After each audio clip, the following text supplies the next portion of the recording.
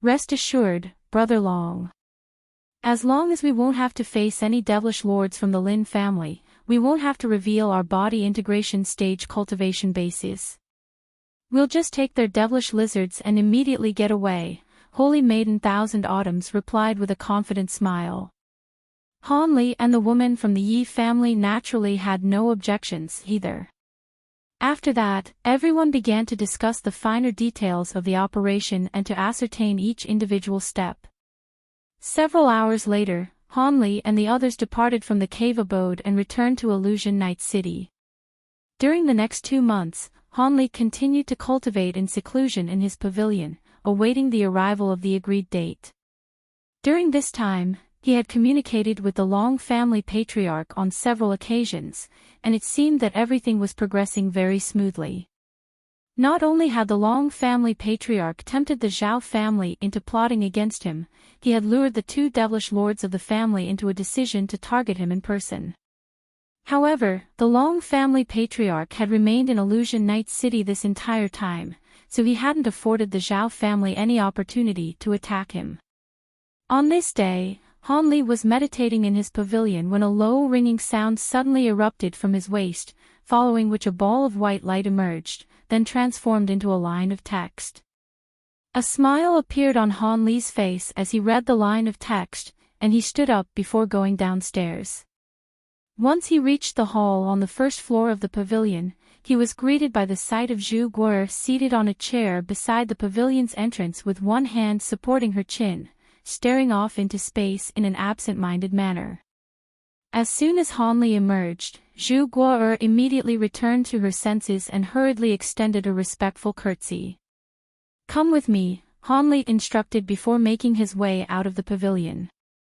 Zhu Guo faltered slightly before an elated look appeared on her face, and she hurriedly followed along behind Han Li. During this recent period of time, Han Li hadn't abused her in any way, but it was very boring for her to stay in the pavilion for days on end, and she felt as if she had been trapped in a cage. Now that she was permitted to leave the pavilion with Han Li, she was naturally ecstatic. After departing from the pavilion, Han Li hailed a beast-drawn carriage and left Illusion Night City with Zhu Guo. After exiting the city, Han Li swept up Zhu Guo in a burst of azure light before flying toward a nearby nameless mountain. A short while later, Han Li descended onto the mountain, where the man from the Lin family was already waiting for him. He still had the appearance of an elderly man, but his gray hair had reverted back to a black color, and a hint of color had returned to his cheeks. This was clearly all thanks to the essence refining pill that Han Li had given him. "Is this the junior you were talking about, Brother Han?" the man from the Lin family asked as he glanced at Zhu Guo. "Indeed. She has a connection to me, so please take her back to the spirit realm for me. I'll take her off your hands once I return to the spirit realm myself," Han Li replied. "Rest assured, fellow Daoist, I accepted your pill, so I'll make sure to keep her safe. Brother Long says he's going to implement his plan soon, so I'm going to depart today," the man from the Lin family said in a serious manner. "That's a good idea. After all, it would be quite troublesome if you were to get swept up in all of this." Han Li nodded in response, then turned to Zhu Guo before continuing, "You and I must have some type of affinity for us to meet here, so I'll help you return to the human race. This fellow Daoist Lin is a grand elder of one of the major families of our human race. You'll be in safe hands with him. I'll explain everything to you the next time we meet." Zhu Guo was completely dumbstruck upon hearing this, and she opened her mouth to ask something, but Han Li flew away as a streak of azure light before she could say anything. Thus, Zhu Guo and the man from the Lin family were the only ones left on the mountain. "Come on, little girl, I'll take you back with me to the spirit realm," the man from the Lin family said with a faint smile. "The spirit realm? Are you really a human, Senior? Is Senior Han a human as well?" Zhu Guo was quite intelligent and immediately drew the connection, but she was still in disbelief. "Hee, do you think Brother Han and I would go out of our way to trick a little girl like you?" The man from the Lin family chuckled. Zhu Guo was very excited to hear this, and she asked, What did Senior Han mean when he said that I have a connection to him? Would you be able to enlighten me, Senior? I don't know anything about that. Didn't Brother Han mention this to you beforehand? The man from the Lin family asked in a slightly surprised manner. I only just found out that Senior Han is a devilish being. How would I know what kind of connection I have to him? Zhu Guo shook her head with a befuddled expression. However, she then recalled how Hanli had asked her about her great reincarnation arts, and a series of thoughts began to occur to her. The man from the Lin family was rather interested in the relationship between Zhu Guo and Hanli, but this wasn't the time to be asking questions. Thus, he raised a hand to release a black flying carriage, which was being drawn by several WIRM-like puppet beasts. The two of them got onto the carriage, and the puppet beasts sprang to life, drawing the carriage into the distance. He was concerned that the Long family patriarch and the others would enact their plans soon, so he was spurring on the beast-drawn carriage as quickly as he could, and they covered a distance of millions of kilometers in just half a day. Just as the flying carriage was traveling over a winding mountain range, an indifferent female voice suddenly rang out within his ears. Seeing as you're already here, why don't you pay me a visit? As soon as the voice trailed off, spatial fluctuations suddenly erupted in the air above the flying carriage, and countless pink flower petals appeared before transforming into a giant hand that came crashing down toward the carriage. A floral scent surged forth, and it was as if the entire sky were falling, affording the carriage no opportunity for evasion. Crap! The man from the Lin family was naturally very alarmed by this, and he hurriedly made a hand seal while raising his other hand up into the air. The puppet beasts that were drawing the carriage raised their heads in unison, then blasted several thick pillars of light of different colors directly upward. At the same time, a white light barrier emerged to encompass the entire carriage. At the same time, a bone blade that was shot forth out of his sleeve amid a burst of black chi, and it instantly swelled to several hundred feet in length before slashing toward the massive pink hand. The space in the wake of the giant blade warped and twisted incessantly, as if it were about to be sliced apart. Even though the man from the Lin family was currently severely debilitated, he was still a body integration cultivator, and his attacks were certainly nothing to be scoffed at.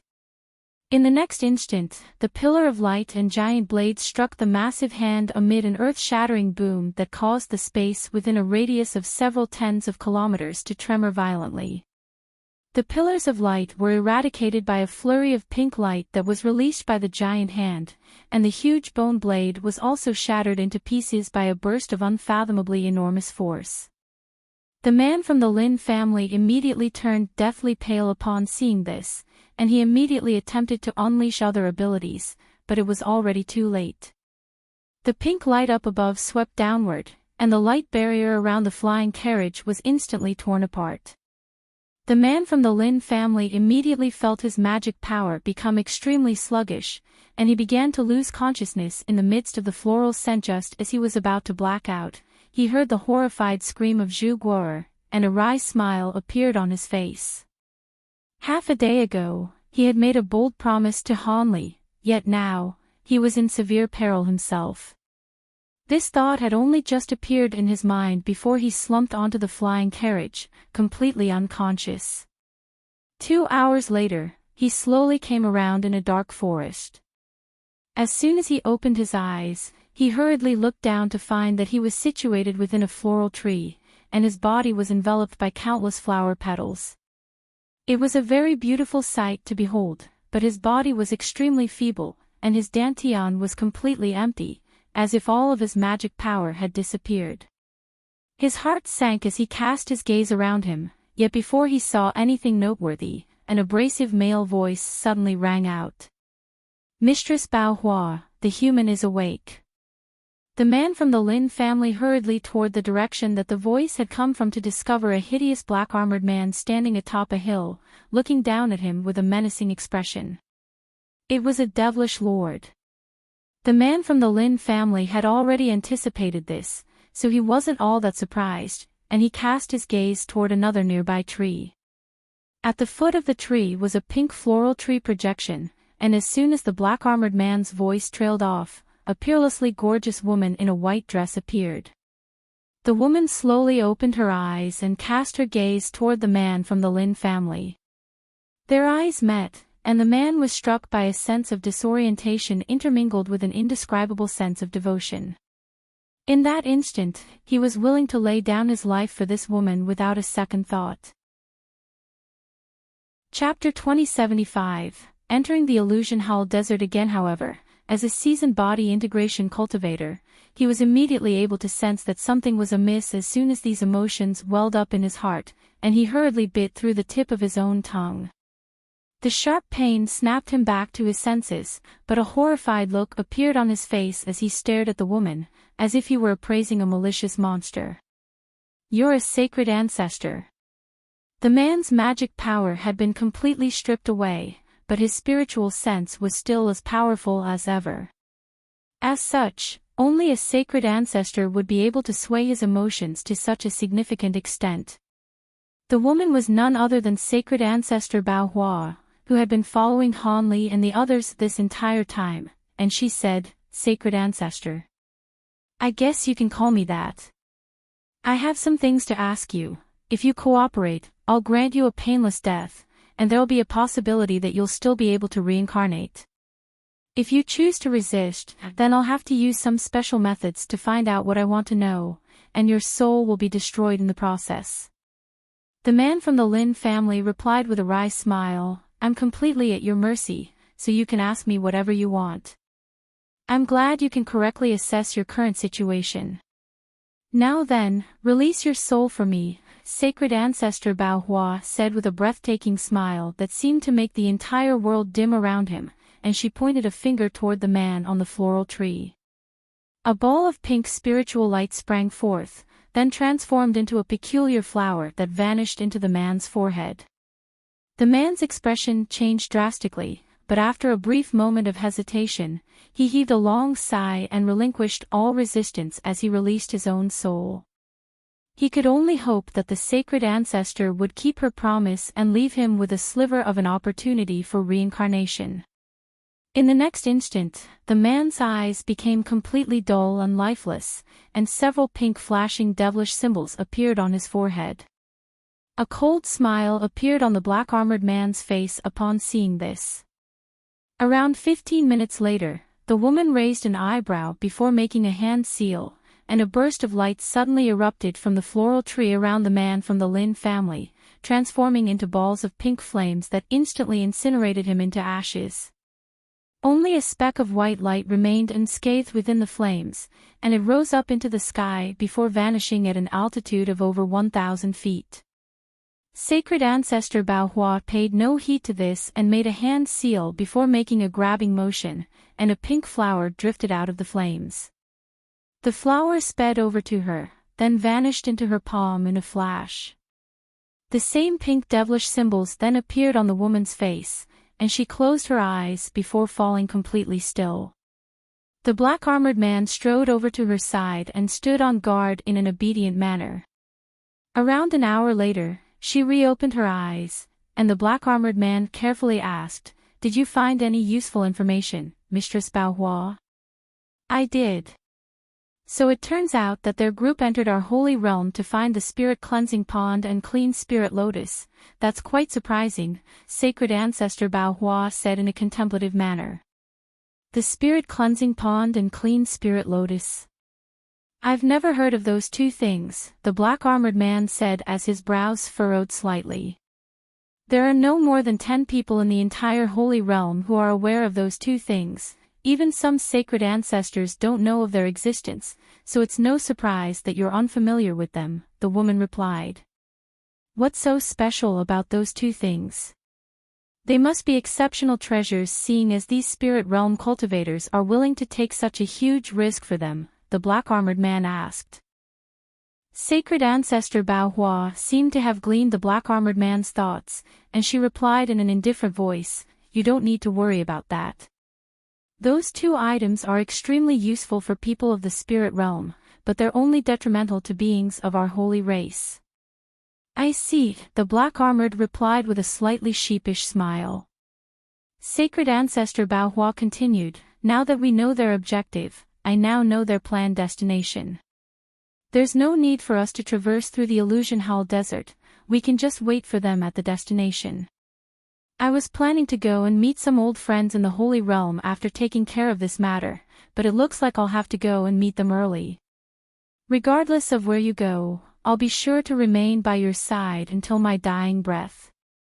The black-armored man immediately made a show of loyalty. A pleased look appeared on Sacred Ancestor Bao Hua's face, but a thought then suddenly occurred to her as she instructed, that little human girl is still useful to me, so don't harm her and take her along with us.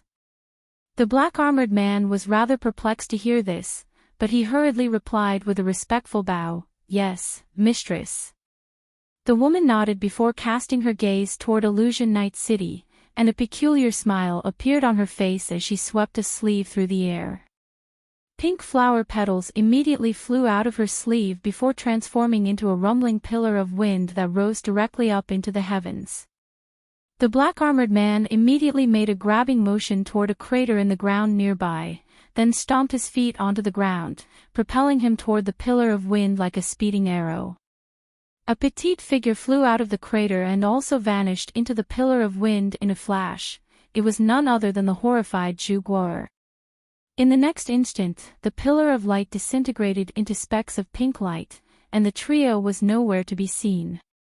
2 days later, 2 8-footed devilish lizards were lying silently beside a completely nondescript pile of sand on the edge of the Illusion Hall Desert. There were 2 humanoid figures seated atop the devilish lizards. They were none other than Han Li and the elderly scholar among the spirit beings. Both of them were seated in silence atop their respective 8-footed devilish lizards, seeming waiting for something. They had been arranged here by the Long family patriarch to provide backup should it be required, and those 2 devilish lizards were naturally the ones that Han Li had obtained from the Bai family. After a long while, spiritual light flashed in the distant sky, and several streaks of light came flying toward Han Li's duo from the direction of Illusion Night City. Both Han Li and the elderly scholar's expressions changed slightly upon seeing this, and a few moments later the streaks of light landed nearby. Han Li cast his gaze toward the newly arrived figures, and smiled as he said, "Looks like your trip went quite smoothly." Indeed. Without the 2 devilish lords guarding the Zhao family, those restrictions naturally posed no issue to us. We obtained a total of 8 devilish lizards, so we'll have a spare one in reserve, the woman from the Yi family replied with a smile. That's good to hear. Now, we just have to wait for fellow Daoist Long and fellow Daoist Bai to join us. With their late body integration stage powers, I'm sure it wouldn't take them too long to shake off those 2 devilish lords, Han Li said with a smile, but his gaze strayed over to the spirit being by the name of Ji Shui again. The aura emanating from his body seemed to have become even more dangerous, and Han Li couldn't help but be slightly concerned by this. However, Ji Shui paid no heed to Han Li at all, as if he were completely oblivious to Han Li's scrutiny. All of a sudden, the Long family patriarch suddenly rang out above. Haha, rest assured, Brother Han, fellow Daoist Bai and I have already shaken off those 2 Zhao family devilish lords. Immediately thereafter, spatial fluctuations erupted, and the smiling Long family patriarch emerged out of thin air alongside a burst of white light. Han Li's eyes lit up slightly upon seeing this, and he asked, "Fellow Daoist Long, where are those 2 Zhao family devilish lords right now?" "They've already been lured into a formation that we set up in advance, and it'll take them at least a day and a night to free themselves," Bai Qi replied. "Fantastic. Everyone's all here, so let's set off right away," Holy Maiden Thousand Autumns said in an elated manner. "My thoughts exactly, Sister Thousand Autumns," the woman from the Yi family agreed. No one else had any objections, and thus, the woman from the Yi family and Holy Maiden Thousand Autumns raised their hands and released a series of devilish lizards. The Long family patriarch and the others all flew onto their new devilish steeds, and they quickly sped into the Illusion Hall Desert, vanishing into the distance in the blink of an eye. A day later, 2 streaks of light, one black and one crimson, descended upon the sandhill where Hanli and the others had been gathered the day before. This was a pair of thin brocade-robed elderly men, and both of them wore furious expressions. Their auras seemed to have lingered here for a while. They've most likely entered the Illusion Hall desert, one of the elderly men said with a dark expression. I can sense many residual auras here, so it looks like those two were part of a group of people who joined forces to steal our Zhao family's devilish lizards, the other elderly man said in a furious manner. That's most likely the case. The companions of those two are most likely far more powerful than our disciples could contend with. It looks like they've had their eyes set on our Zhao family from the very beginning, and they intentionally lured us out of our family's fortress yesterday. The devilish lizards must have been their primary targets. Otherwise, they wouldn't have entered the Illusion Hall desert so soon, the first elderly man sighed in a resigned manner. Where did those bastards come from? How dare they plot against our Zhao family?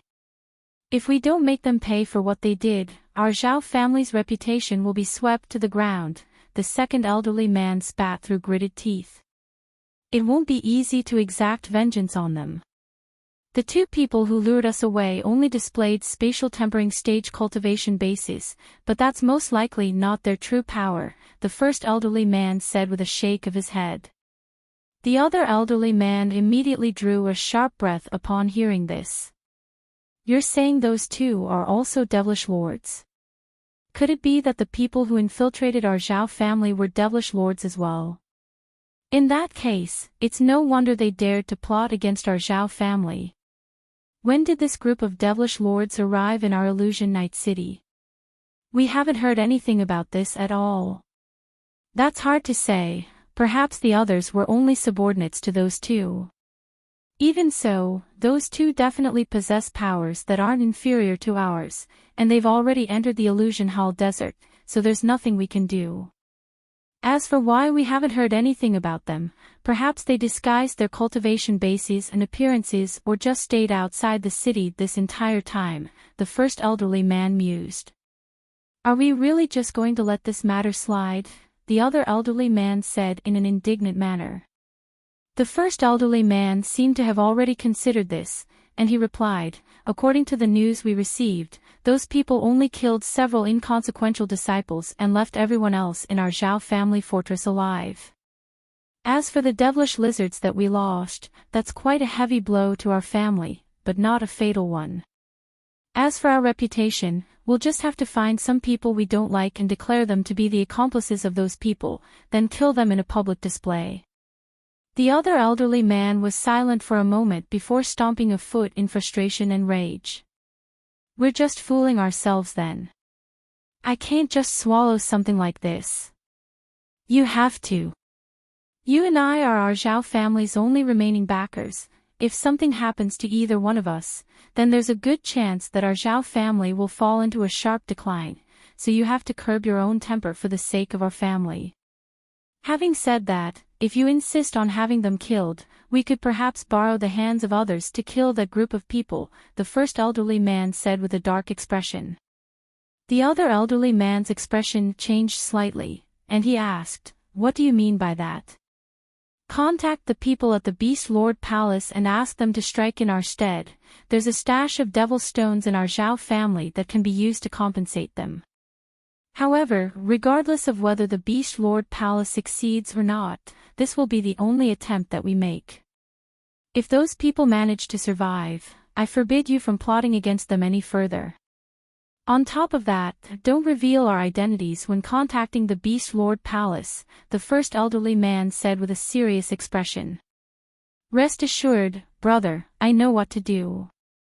Even if those monsters from the Beast Lord Palace don't manage to kill them, they'll at least leave them with a nasty memento. If we spend that stash of devil stones, our Zhao family will have to operate on a tight budget for quite some time," the other elderly man sighed in a slightly forlorn manner. Those old monsters are all just as if not more powerful than you and me, and they also possess far more battle experience than normal devilish lords, so of course it'll be expensive to hire them. However, it's not reasonable to ask them to enter the illusion how desert to pursue those people, so we'll have to ask them to strike once they emerge on the other side, the first elderly man harumphed coldly. As long as the Beast Lord Palace sends people out to all of the cities near the Illusion Hall Desert, they'll definitely be able to find those people. Having said that, we don't know how much time those people will spend in the desert, the other elderly man said in a concerned manner. We've already suffered such heavy losses, so we might as well see this through till the end, just hire them for a century-long term. If those people stay in the desert for 100 years, then we'll just have to accept our bad luck. Let's not delay here any longer, we should return to the city, the first elderly man said. The other elderly man naturally had no objections to this, and thus, the two of them rose up into the air as streaks of black light before flying back toward Illusion Night City. Only after 4 months had passed since Hanli and the others had entered the Illusion Hall Desert did the majors' families of Illusion Hall Desert dare to send their disciples into the desert again. At this point, the stir caused by the Zhao family's stolen devilish lizards had already subsided, and the Zhao family had drawn a connection between this event and Han Li's disappearance, but they didn't have any evidence, so they naturally wouldn't declare this to the outside world. Thus, time quickly passed by, and a year later, there was no longer anyone mentioning the Zhao family incident. 40 years flew by in the blink of an eye. On this day, a massive sandstorm was brewing on a certain part of the border of the Illusion Hall Desert. The entire area had transformed into a sea of wind and sand, and nothing could be seen within it. All of a sudden, several giant devilish beasts sprang out of the sand before landing firmly on the ground. These devilish beasts were a series of giant 8-legged lizards, and they were carrying 9 disheveled riders. These were none other than Hanli and the others. However, following their lengthy journey, only 5 of their original 10 devilish lizards remained. In terms of outward appearance, Hanli and the others didn't appear to have changed at all compared to 40 years ago, but all of them were currently wearing expressions of excitement and elation. We've finally gotten out of this accursed desert. Seeing the same scenery for several decades on end really is an unbearable experience. Even seclusion for 100 years isn't as grueling as this journey, the woman from the Yi family said with an elated smile. Holy Maiden Thousand Autumns was riding on the same 8-footed devilish lizards as the woman from the Yi family, and she said, traveling through a desert for several decades is indeed no easy feat. On top of that, we encountered the 3 devilish scourges of the desert on multiple occasions and lost half of our 8-footed devilish lizards. She then suddenly turned toward Hanli before continuing, having said that, the most perilous thing we encountered was that late body integration stage sand shadow beast, and it trapped us in the desert for several years. If it hadn't been for fellow Daoist Han putting an end to the beast with that powerful ability, perhaps we wouldn't even have been able to emerge from the desert at all. You're far too kind, Fairy Thousand Autumns. I wouldn't have had the opportunity to land the final blow if fellow Daoist Ji Shui had trapped it first, Hanli said as he cast a glance toward the spirit being by the name of Ji Shui. Hee, both you had done exceptionally well to get rid of that fearsome sand shadow beast. Now that we've emerged from the Illusion Hall Desert, let's follow our original plan and split up here, the Long family patriarch suggested as he stored the devilish lizards away. I see no issue with that, Hanli said with a faint smile. They had already devised a specific plan for how they were going to proceed once they emerged from the desert. Even though this Illusion Hall Desert was known as a restricted area to normal devilish beings, it was only slightly dangerous to body integration stage beings like them. The only thing that was rather frustrating to Hanli was during the last half of the journey, he had unleashed some of his true power to kill a devilish beast that was very adept at concealing itself, and the others had spotted him as he was unleashing those abilities. Following that event, everyone became a lot politer toward him, but also far warier as well. Hanli could only pretend that he hadn't noticed this minute shift in everyone's attitudes. The spirit beings also agreed to the Long family patriarch's suggestion, and thus, they split up into several groups before flying toward different directions. In order to prevent themselves from being followed, they had decided to split up and make the journey from the Illusion Hall Desert to the Devilish Origin Sea in several different groups. Of course, even though they were taking different routes, their destination was still the same. Even though they were taking a risk by splitting up, this would minimize the possibility of attracting attention from other devilish beings. The Long family patriarch would be traveling with Elder Hui. Hanli had been paired up with the woman from the Yi family, and the spirit beings had also split up into two groups that were led by Holy Maiden Thousand Autumns and by Qi. After flying for close to 10,000 kilometers, the woman from the Yi family suddenly stopped, then swept a sleeve through the air to summon a black flying boat. This was a black and completely nondescript devilish treasure that was over 100 feet in length, and the woman from the Yi family flew onto the canoe before making an inviting hand gesture toward Hanli. Hanli naturally accepted the invitation and flew onto the boat as well. The woman from the Yi family smiled, and said, "This black jade boat is a flying devilish treasure that I purchased in Blood Crow City. It's quite fast, and traveling in it would make us more inconspicuous." "This is indeed quite a fine devilish treasure. That's very thoughtful of you, Fairy Yi," Hanli said with a smile. "You're far too kind, Brother Han. I'm sure a treasure of this caliber is nothing in your eyes. Let's continue our conversation in here." The woman raised a hand as she spoke to summon a ball of white light, which transformed a yellow cloth puppet that stood on guard while she made her way toward the cabin at the center of the boat. Hanli nodded in response and followed her into the cabin. The cabin was around several tens of feet in size, and it was complete with all types of basic furniture. There were even several black futons sitting in the corner. The cabin appeared to be able to house 4 or 5 people at once, which was quite spacious considering the size of the boat. Hanli and the woman from the Yi family each took a seat on a chair, following which the latter said, "Brother Han, now that there's no one else with us, I'd like to discuss something with you in private. What I'm about to talk about next concerns the route that we're going to take, so I didn't want anyone to overhear us." "Oh. Please go ahead." Hanli immediately recalled that the woman seemed to have chosen this route in advance and had taken the initiative to invite him to form a partnership with her. She was the only one among this group of companions that he was on relatively friendly terms with, and it didn't really make much of a difference to him what route they took, so he was naturally willing to follow her lead. However, it now seemed that this woman had some type of ulterior motive. "You possess heavenly phoenix blood within your body, right, fellow Daoist? There's no need to try and deny it. I've heard about the transformations that you displayed during the Battle of Deep Heaven City. On top of that, there is a secret technique passed down in our Yi family that allows me to sense heavenly phoenix aura when it's present. However, what I find to be very peculiar is that I can also several other auras from you, and each of them is no less powerful than the heavenly phoenix aura.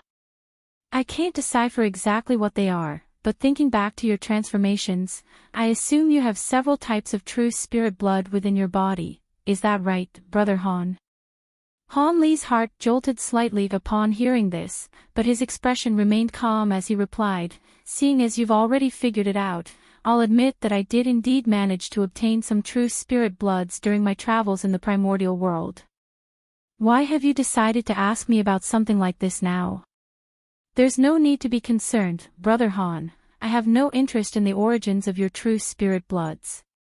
However, seeing as you're able to fuse different true spirit bloods into your body, I was wondering if you'd be willing to refine another type of true spirit blood," the woman from the Yi family replied in a nonchalant manner. "What do you mean by that? Do you possess another type of true spirit blood?" Hanli asked as a hint of surprise flashed through his eyes.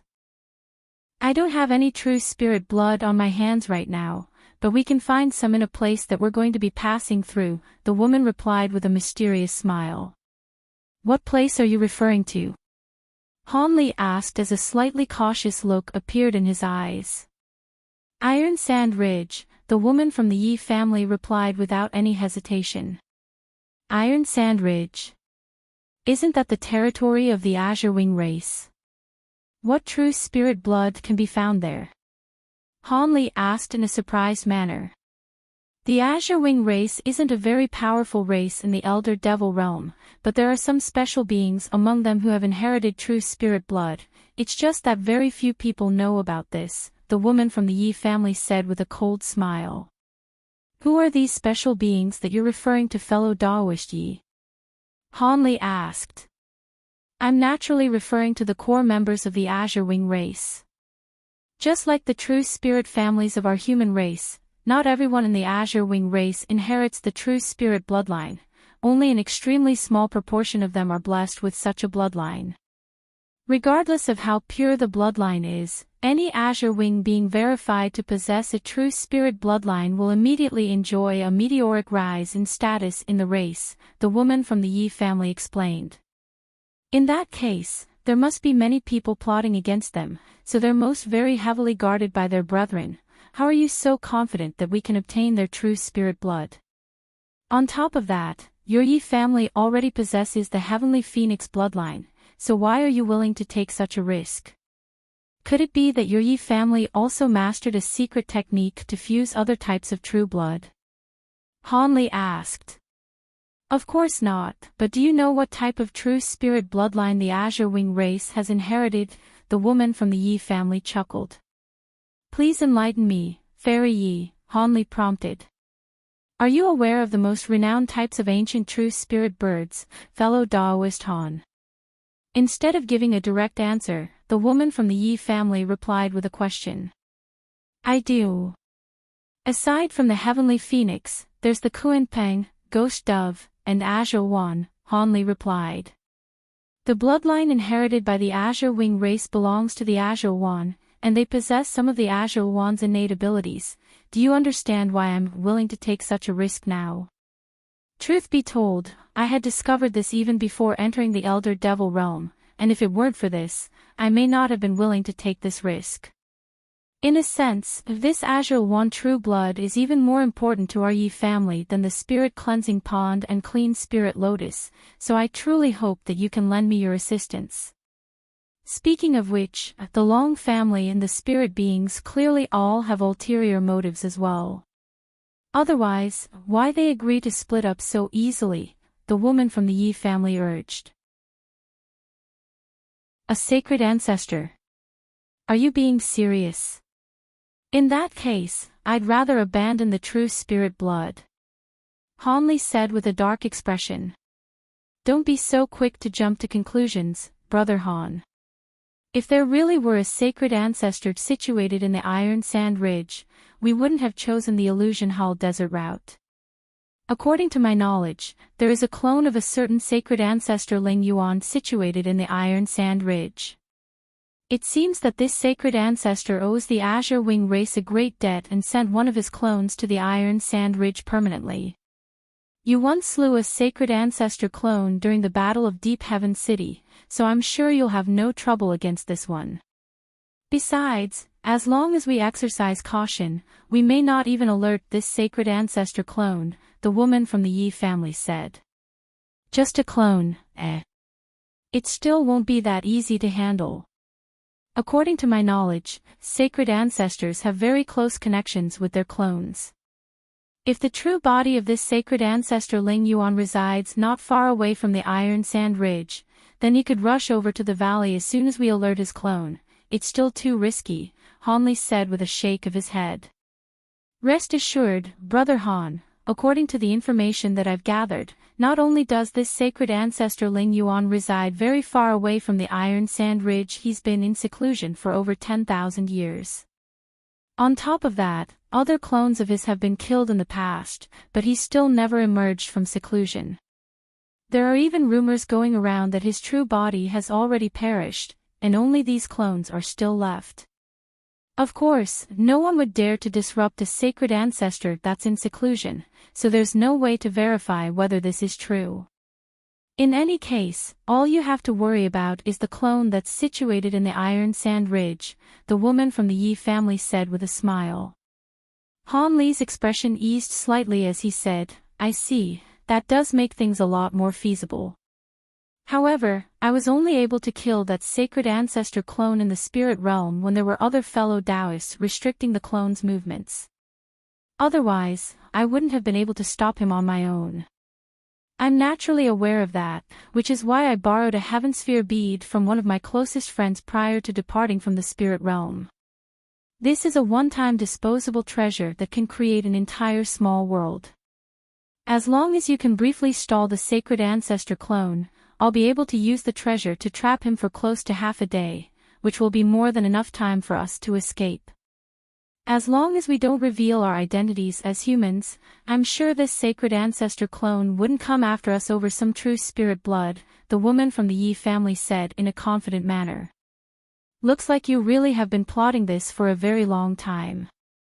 If I only need to stall the sacred ancestor clone for a short while, then that should be within my capabilities, Han Li replied with a nod. The woman from the Yi family was ecstatic to hear this, and her smile became even more pronounced. Even though she had been plotting this since before she had departed from the spirit realm, there was no way that she would be able to obtain the Azure One true blood without Han Li's assistance, which was why she was willing to offer such a heavy price to recruit him. After that, the two of them began to discuss a specific plan. Shortly thereafter, a yellow line suddenly appeared on the ground in the distance, following which a vast plateau slowly emerged in the distance. The plateau was extremely flat and stretched for as far as the eyes could see. Han Li was conversing with the woman from the Yi family as the boat was flying over a certain hill when his expression suddenly changed slightly, and he cast his gaze out the window. His companion was a refined middle-aged Taoist priest, and he opened his eyes before replying. According to Yan Mo, our suspected targets emerged from the Illusion Hall Desert around a month ago, but they split up and went their separate ways immediately thereafter, so we only have to take care of two of them. Judging by the length of the journey they have to make to get here, they should be here soon. This Earth Dragon Town is the only place in the nearby area where one can stay and rest. If they're coming in this direction, then they'll definitely stop at this town for a while. What if they don't need to rest or replenish their supplies and simply fly over this town? Wouldn't we have waited all this time for nothing then? The burly man harumphed coldly. Rest assured, Brother Luo. This is the closest town to the Illusion Hall Desert in this area. If they really are our targets, then they would have spent several decades in the Illusion Hall Desert prior to this. How could they not stop at the nearest place where they could replenish their supplies? Even if they don't need to replenish their supplies, they still have to learn about what's been happening the past few decades, so they'll definitely make a stop here, the middle-aged scholar reassured in a confident manner. That makes sense, but I still don't believe you, the burly man said with a roll of his eyes. Oh. Then how about we make a bet? The Taoist priest asked with a smile. What do you want to bet? The burly man asked as a cautious look appeared on his face. How about we bet the compensation we've been promised for this job? If it weren't for the hefty compensation we've been offered, we wouldn't have waited here for so long, the Taoist priest chuckled. I'm not going to make such a foolish bet with you, Brother Lang. If you change the terms of the bet, perhaps I'd be interested, the burly man said as he shook his head vigorously. Then what do you want to bet? The Taoist priest asked. How about we bet on who will defeat their target first? The burly man proposed. My powers are far inferior to yours, so there's no need for such a bet, the Taoist priest chuckled in response. Don't be so quick to refuse, Brother Lang, perhaps my opponent will just so happen to be far more powerful than yours, the burly man urged with a smile. I only ever believe in myself, never in luck, the Taoist priest replied in an indifferent voice. You're still just as boring as ever. You never take any risks, where's the fun in that? The burly man shook his head with a disappointed expression. The Taoist priest smiled and was just about to reply when his eyes suddenly lit up, and he immediately cast his gaze toward a black flying boat that was slowly descending onto the plaza. That's it. That flying devilish treasure is identical to the image that we've been provided. The burly man immediately sprang to his feet before cracking his knuckles violently. Calm down, fellow Daoist Luo. Our targets may have arrived, but it wouldn't be a good idea to attack them in this town. Let's wait for their departure before we strike. During this time, I'll get my shadow-chasing insect to keep an eye on them. The Daoist priest flicked a finger as he spoke, and a speck of green light shot forth before vanishing into thin air. All right, we'll do as you say, Brother Lang. I wonder if our targets really are devilish lords. If so, I'll be able to test out a powerful ability that I recently mastered. The burly man chuckled before taking a seat again. Don't underestimate our targets, fellow Daoist Luo. The fact that we were offered such tremendous compensation indicates that our targets are no ordinary beings. As such, it would be unwise to grow complacent, the Daoist priest cautioned with a smile. The burly man nodded in response, but his nonchalant expression clearly indicated that he hadn't heeded these words of caution at all. The Daoist priest could only shake his head with a wry smile, then cast his gaze toward the black flying boat again. All of a sudden, a ball of piercing black light erupted out of the boat, then suddenly vanished. In its place, a man and a woman appeared, and both of them seemed to be extremely young. Faint purple light flashed through the Daoist priest's eyes as he carefully appraised the duo, following which his brows furrowed slightly with befuddlement. The nonchalant expression on the burly man's face had also disappeared as he caught sight of the duo. Interesting. One of them has intentionally concealed their cultivation base, while the other's cultivation base is completely unfathomable. These two really are worthy opponents. These two are no ordinary beings. We'll have to use our second plan, the Daoist priest decided after a brief moment of contemplation. That woman is nothing special. Even though she used a secret technique to conceal her cultivation base, both of us can easily tell that she's just a normal devilish lord. In contrast, that man truly is rather unfathomable. Let me test out his true powers before we make a decision. The burly man was still raring to go. That's a good idea. I'll take on the woman, but make sure not to escalate this into a full-on battle, the Daoist priest agreed after a brief pause. The burly man nodded as a hint of ferocity appeared in his eyes. The duo on the plaza were naturally none other than Han Li and the woman from the Yi family. All of a sudden, Han Li cast his gaze toward the restaurant as if he had sensed something. He could clearly see the devilish beings dining on the other few levels, but the level that the Daoist priest and burly man were situated on was concealed behind an extremely profound restriction that managed to keep out both Han Li's spirit eyes and spiritual sense. Han Li's expression darkened slightly upon seeing this. Did you discover something, Brother Han? The woman from the Yi family asked. It seems that we're being scrutinized by a powerful being, Han Li replied as he slowly withdrew his gaze. The woman from the Yi family faltered slightly upon hearing this. Oh. Could it be that there are devilish lords in this town? Her surprise was quite warranted as the probability of devilish lords appearing in such a small town really wasn't very high. Perhaps so. We should be able to find out soon enough if they're here to target us or not, Han Li replied calmly. Now that you mention it, I'm also getting a slightly uneasy feeling like I'm being watched by someone, the woman from the Yi family said as she also cast her gaze toward the restaurant. Who knows? Perhaps they're not here for us. Let's replenish some azure devil crystals in this town first. That flying boat of yours is indeed quite fast, but it certainly goes through a lot of these crystals, Han Li said. Let's leave this place as soon as we purchase the crystals. Truth be told, this is also my first time using this devilish treasure, and I didn't expect it to consume so much energy. No wonder the devilish being who sold it to me offered such a low price.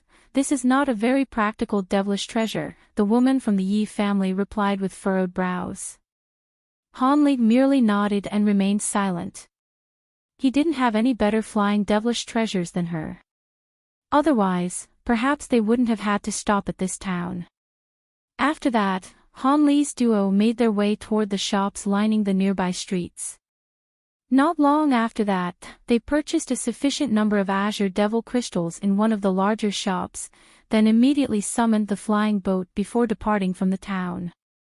Meanwhile, the Taoist priest and the burly man had also disappeared without a trace, leaving only the 2 cups and wine flagon still sitting on the table.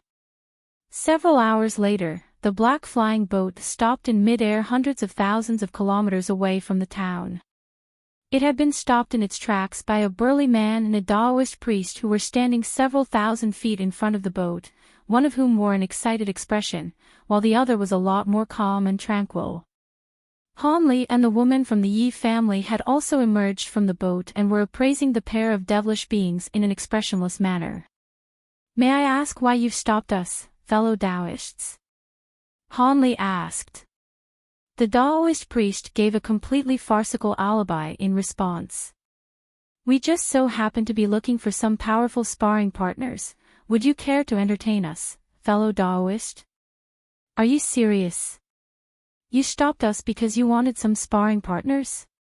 The eyes of the woman from the Yi family widened slightly with rage upon hearing this. "That's right. I can sense that you're not just a spatial tempering stage being, right? I've been a devilish lord for quite some time as well. Perhaps we'll both benefit from a sparring match. As for the fellow Taoist accompanying you, my companion here is rather interested in him as well," the Taoist priest said in a nonchalant manner. It was clear that the Taoist priest wasn't telling the truth, and the woman from the Yi family reflexively cast her gaze toward Han Li. "You two were the ones spying on us in that town, right?" Han Li asked in a calm manner as one of his hands suddenly shot forth like lightning, grabbing onto space before pulling a precise semi-transparent green spirit insect out of thin air. The Taoist priest's eyes narrowed slightly upon seeing this, but he continued in a nonchalant manner, "Looks like you really do possess remarkable powers, fellow Taoist. I had only sent out that spirit insect as I was afraid that we would lose you." "Humph, you want us to fight you over such a disingenuous alibi? Do you think this is child's play?" A cold look flashed through Han Li's eyes as a burst of crimson flames erupted out of his hand, instantly incinerating the spirit insect into ashes. "You have no choice in the matter." The Taoist priest's expression changed slightly, but he didn't say anything to contradict his companion. "Fine. In that case, let's decide the battle with our next clash," Han Li replied with a nod. "My thoughts exactly. This is the new ability that I recently mastered, the Myriad Void Sword." The excitement on the burly man's face became even more pronounced as he made a hand seal, and a pair of silver wings suddenly appeared on his back. He flapped the wings to send countless feathers hurtling through the air, all of which transformed into small silver swords that were several inches in length before vanishing into thin air in a flash. In the next instant, countless streaks of silver sword chi emerged in the air above Han Li, then converged to form a giant sword mountain projection that encompassed an area of around half a kilometer with Han Li right at the very center. This was a very formidable attack. At the same time, the Taoist priest let loose a low roar, and the fiery tiger above his head instantly swelled to over 10 times its original size, expanding to over 1,000 feet in length before opening its mouth to let loose a thunderous roar, as well as a thick pillar of green light. The pillar of light shot forth with unstoppable might and reached Han Li in a flash. Han Li's pupils contracted slightly, and a glossy black thread of light suddenly shot forth out of each of the 3 black devilish eyes on the glabellas of the golden projection behind him. The 3 threads of light struck the front of the pillar of green light with unerring accuracy, and despite how thin and frail the black threads appeared, they were able to instantly completely nullify the pillar of green light. The Taoist priest's heart jolted upon seeing this, and right at this moment, the massive sword mountain up above came crashing down toward Han Li. Even with Han Li's insanely powerful physical constitution, such a fearsome attack would be sure to deal him a heavy blow. All of a sudden, the Provenance True Devil projection tossed its 6 weapons up into the air in unison at his behest, and they transformed into 6 balls of golden light that hurtled directly toward the Sword Mountain. Immediately thereafter, the devilish projection clenched its 6 hands into fists before lashing out toward the space up above.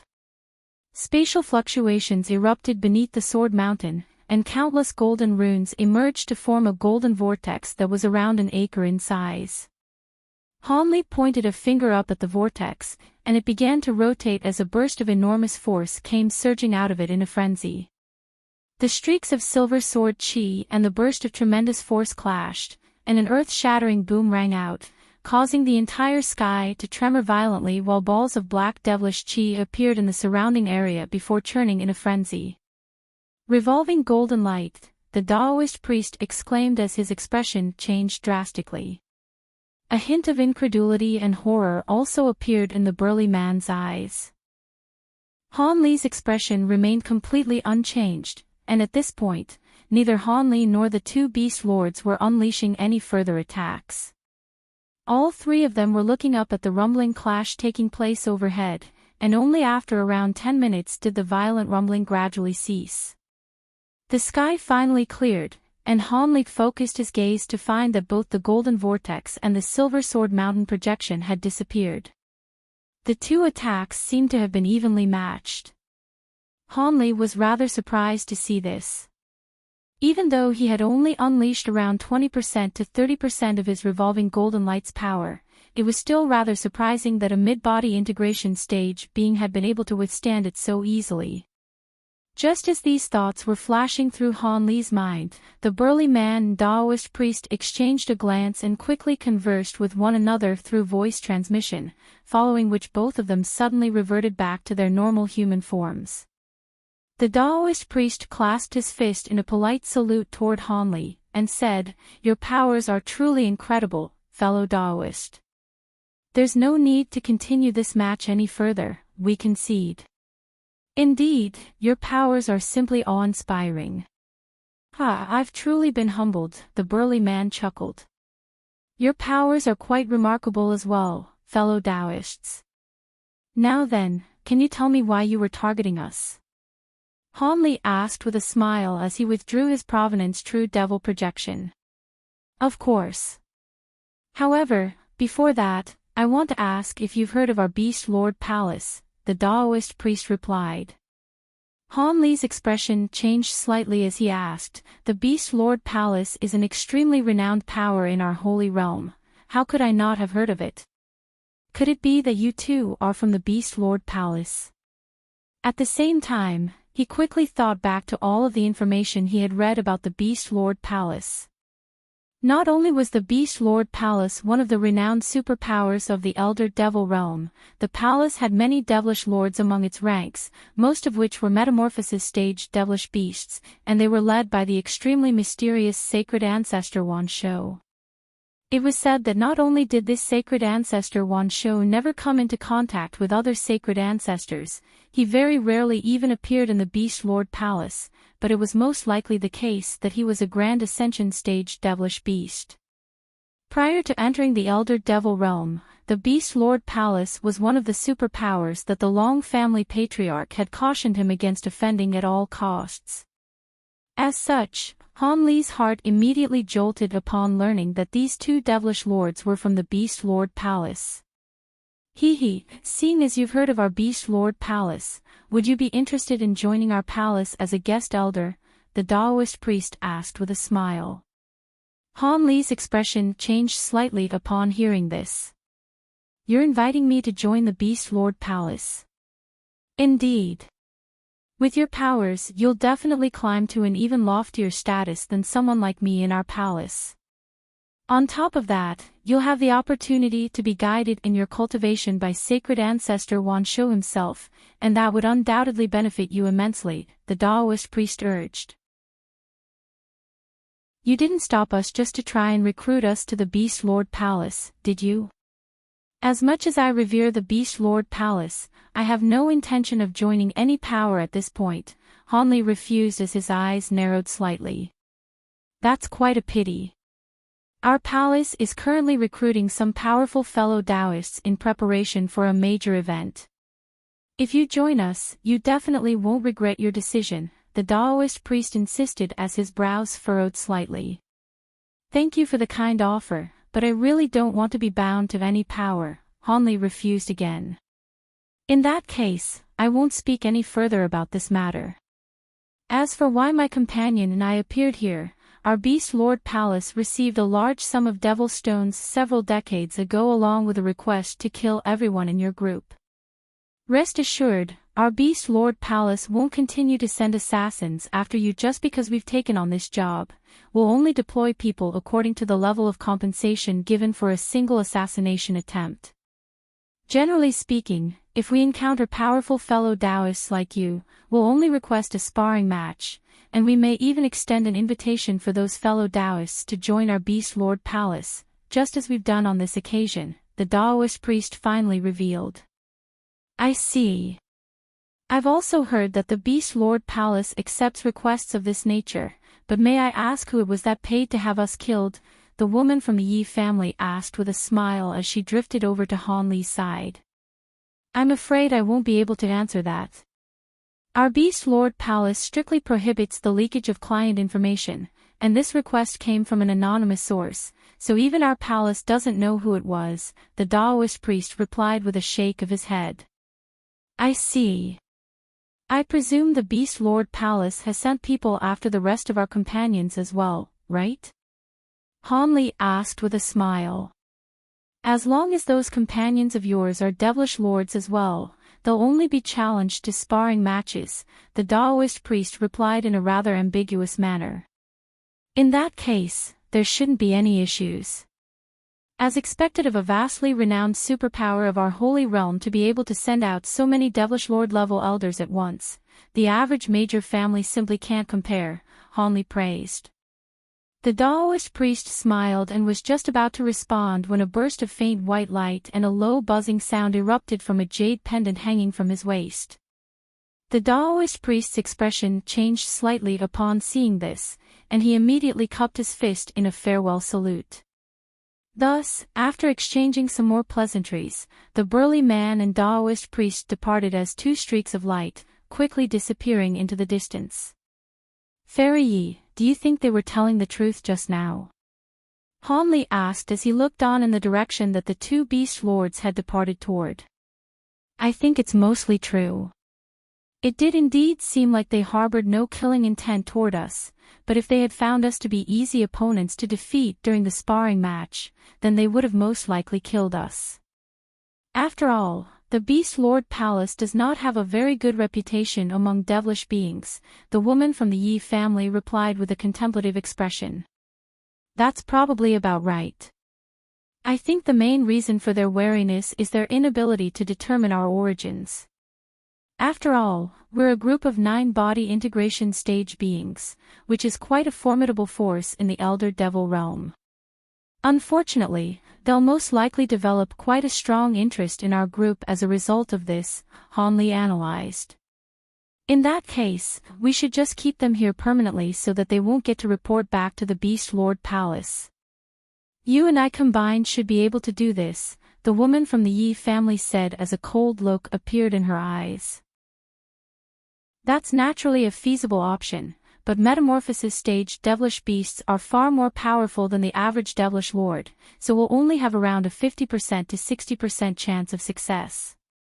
On top of that, it sounds like the Beast Lord Palace has deployed people to attack Brother Long and the others as well, so there would be no point in doing something like this, Han Li replied with a shake of his head. That's true, but the Beast Lord Palace is a very powerful sect. If they were to conduct extensive research into our origins, our covers will most likely be blown, the woman from the Yi family sighed with furrowed brows. The Elder Devil realm is even bigger than the Spirit realm, so there's nothing remarkable about a few devilish lords that the Beast Lord Palace didn't know about. At the very most, they'll become suspicious of us, but they most likely won't actually do anything. On top of that, who knows how many years it'll take before they manage to ascertain our origins. By then, we would have already returned to the spirit realm. Having said that, we'll need to proceed with more caution from now on, Hanli said. Indeed. Hopefully, the rest of our plan will progress in a smoother fashion, the woman from the Yi family said with a wry smile. There's no need to be concerned, Fairy Yi. There shouldn't be any issues as long as you haven't leaked our plan to secure the Azure One True Blood. However, I'm rather curious about what that major event that Beast Lord was referring to earlier. From the sounds of it, it's going to be quite a big move for the Beast Lord Palace, Hanli mused. The woman from the Yi family faltered slightly upon hearing this before a thought suddenly occurred to her, and her face instantly paled significantly. Could it have something to do with the devilish invasion into our spirit realm? Perhaps an outcome has already been reached in the battle. We've only just emerged from the Illusion Hall Desert, so we haven't had a chance to get up to date yet, but I hope this isn't the case. We passed through that town very hastily, but perhaps the others have already gathered information about this. Hopefully, we'll be able to learn more about the current situation when we get to the next devilish city, Hanli said in a calm manner. He knew that with the extensive preparations made by the humans and other races, there was no way that they would be defeated in just a few decades. Furthermore, after entering the Elder Devil Realm, Hanli had discovered that only a small portion of the Elder Devil Realm's powers had invaded the Spirit Realm, while the majority seemed to not care about this battle at all. Otherwise, regardless of what extensive preparations were made, there was no way that the humans and other races would be able to contend with the entire Elder Devil Realm. Having said that, most of the sacred ancestors of the Elder Devil Realm had sent clones into the Spirit Realm, which was quite a strange occurrence. Hanli was rather perplexed by this matter, but displayed no outward befuddlement as he called out to the woman from the Yi family before flying back onto the flying boat. Moments later, the flying boat continued onward as a ball of black light. Meanwhile, the Long family patriarch and Elder Hui were situated in the air above a green lake, looking on as two bursts of black chi were speeding away into the distance. The Beast Lord Palace, That's rather troublesome, the Long family patriarch murmured to himself with a dark expression. There's no need to dwell on this, Brother Long. They already know that we're not to be messed with, so I'm sure they wouldn't bother us any longer. Let's continue on our journey. Once we get to the Devilish Origin Sea, the Beast Lord Palace won't be able to do anything to us. It's not like that sacred ancestor Wan Shou will hunt us down in person, Elder Hui said with a cold smile. Of course sacred ancestor Wan Shou won't come after us in person, but it's very possible that he could send a clone or two after us, the Long family patriarch said with a grim expression. Elder Hui's expression changed drastically upon hearing this. Surely not. Our origins are indeed rather suspicious, but it can't be that easy to attract attention from a sacred ancestor. I certainly hope so. Let's get out of here right away. Don't worry about conserving magic power anymore, the Long family patriarch instructed in a cold voice. Elder Hui hurriedly nodded in response. Elsewhere, Holy Maiden Thousand Autumns and Ji Shui were hovering expressionlessly in midair. Standing not far away from them was a pair of devilish elderly men, both of whom had very pale faces and were staring at Ji Shui with horror in their eyes. Hanli and the woman from the Yi family continued to spur on the black flying boat with all their might, and after flying for half a month, they finally reached a small devilish city, where they stayed for several days. During this time, Hanli and the woman had split up and gathered a lot of information. They discovered that during the past few decades, several major battles had taken place between the devilish beings and the races of the spirit realm. On top of that, some sacred ancestors had finally descended upon the spirit realm, but they were met by resistance from the Grand Ascension stage beings of the opposing races, and no outcome had arisen. This piece of information came as quite a relief to Hanli and the woman. Even though the information they had gathered was rather murky and even incomplete in some cases, this was the overall verdict they had arrived at. Thus, after staying for 2 more days in the city, they continued on their way, and their next destination would be the Iron Sand Ridge. On this occasion, they enjoyed a smooth journey for over 3 months before finally catching sight of a vast black mountain range up ahead. All of the trees and rocks on the mountain range were of a blackish-green color, striking one with a rather unsettling sensation, as if there were countless devilish creatures concealed within the mountain range. So this is Iron Sand Ridge. The devilish chi here is far more abundant than in other places. There must be a lot of devilish beasts here, Hanli murmured to himself in a contemplative manner as he stood at the front of the flying boat. The Azure Wing race is adept in beast-taming techniques, so the virtually endless supply of devilish beasts here makes it an ideal place for them to settle. Otherwise, with their meager population, there's no way they'd be able to control such a large area, the Woman Yi family replied.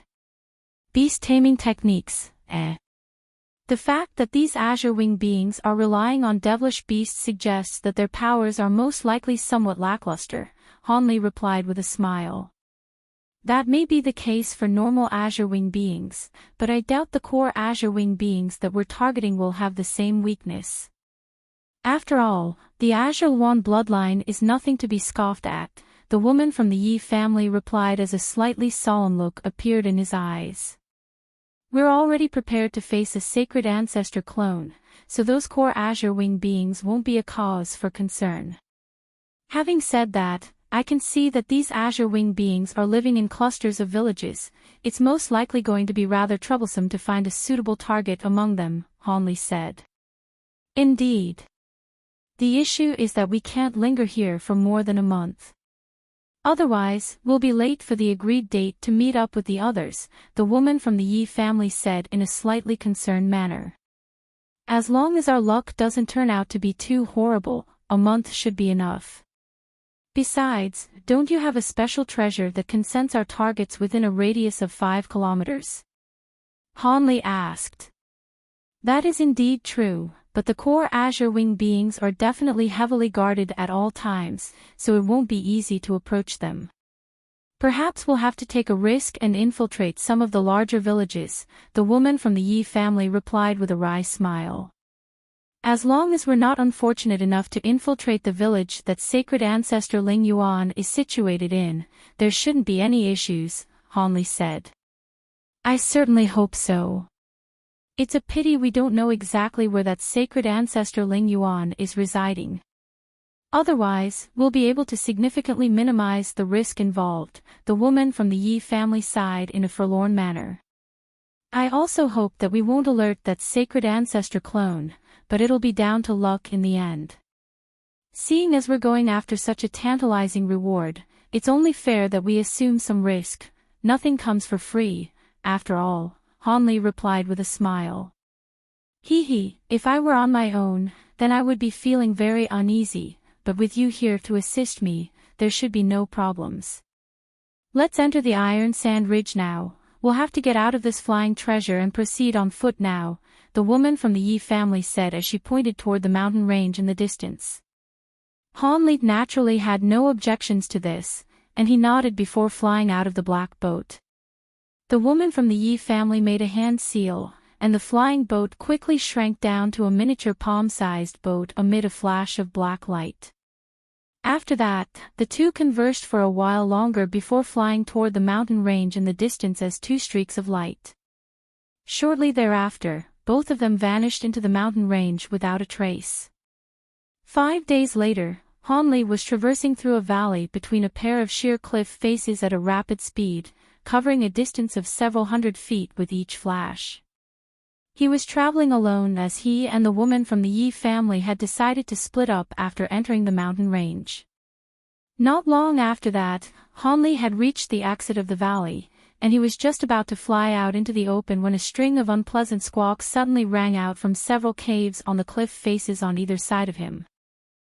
Immediately thereafter, a dozen or so giant green devilish birds flew out of the caves before swooping toward Hanli in a ferocious manner. The wingspans of these devilish birds were around 50 to 60 feet, and they resembled giant vultures with vicious yellow eyes.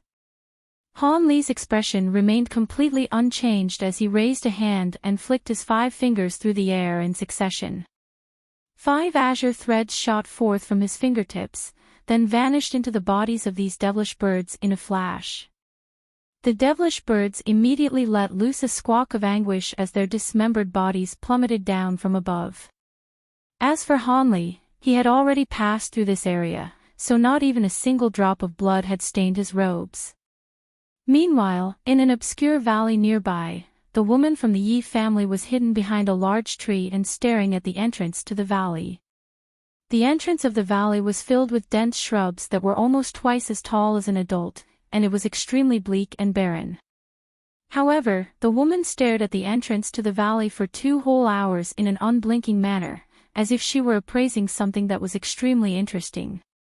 All of a sudden, a burst of spatial fluctuations erupted in the air above the valley, and 2 winged devilish beings in leather robes appeared.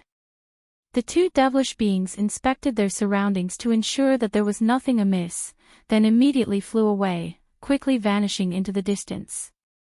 An excited smile appeared on the woman's face upon seeing this, and she immediately made a hand seal, upon which she also disappeared on the spot. A short while later, the woman from the Yi family was situated in an obscure cave that was thousands of kilometers away from the valley. She had a palm pressed against the head of a winged devilish being, and there was a layer of 5-colored light swirling over her face, indicating that she was using some type of soul search technique. There was another devilish being lying face down on the nearby ground, and it was unclear whether he was dead or alive.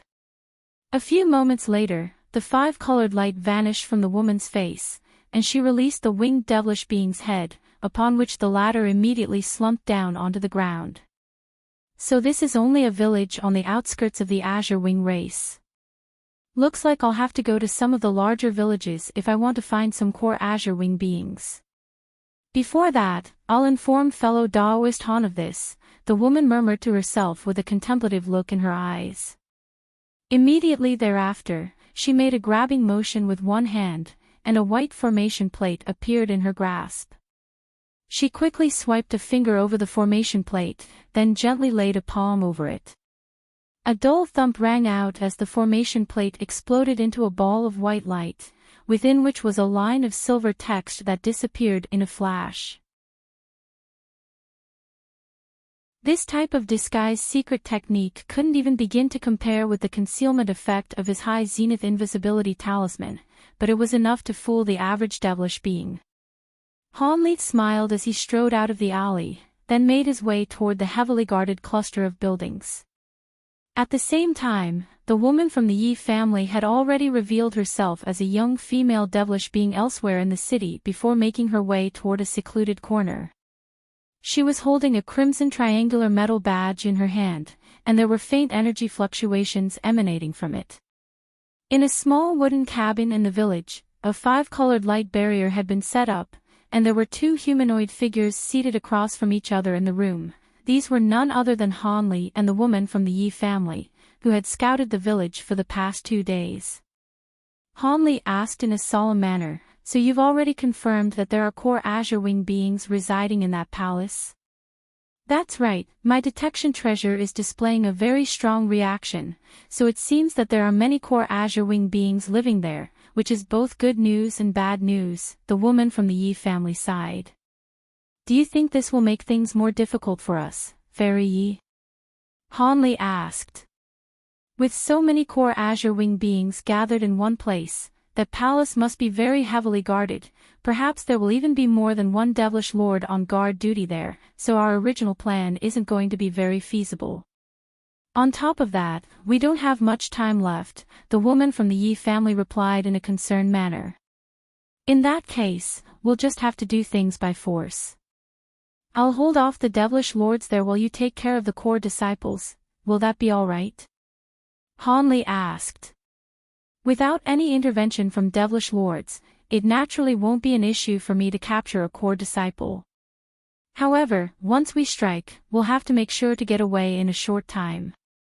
Otherwise, other high-grade devilish beings will arrive on the scene. Judging from the scale of this village, there are probably at least 7 or 8 devilish lords here, and that isn't even taking all those spatial tempering stage devilish beings into account. On top of that, breaking through the restrictions set up around the village will also take some time, the woman from the Yi family cautioned. Leave the restrictions to me. I know a thing or two about formations, and during the past 2 days, I've discovered a few weak points in the restrictions here, Hanli said in a confident manner. The woman from the Yi family was ecstatic to hear this, and she said, in that case, we should be all set. As long as we can make a quick getaway, those devilish lords shouldn't be able to chase us down. The only thing we have to be wary of is that we still don't know where that sacred ancestor clone is residing. It would naturally be best if we don't encounter the clone. Otherwise, we'll have to use that treasure to temporarily trap him, Hanli said. That would be the worst-case scenario.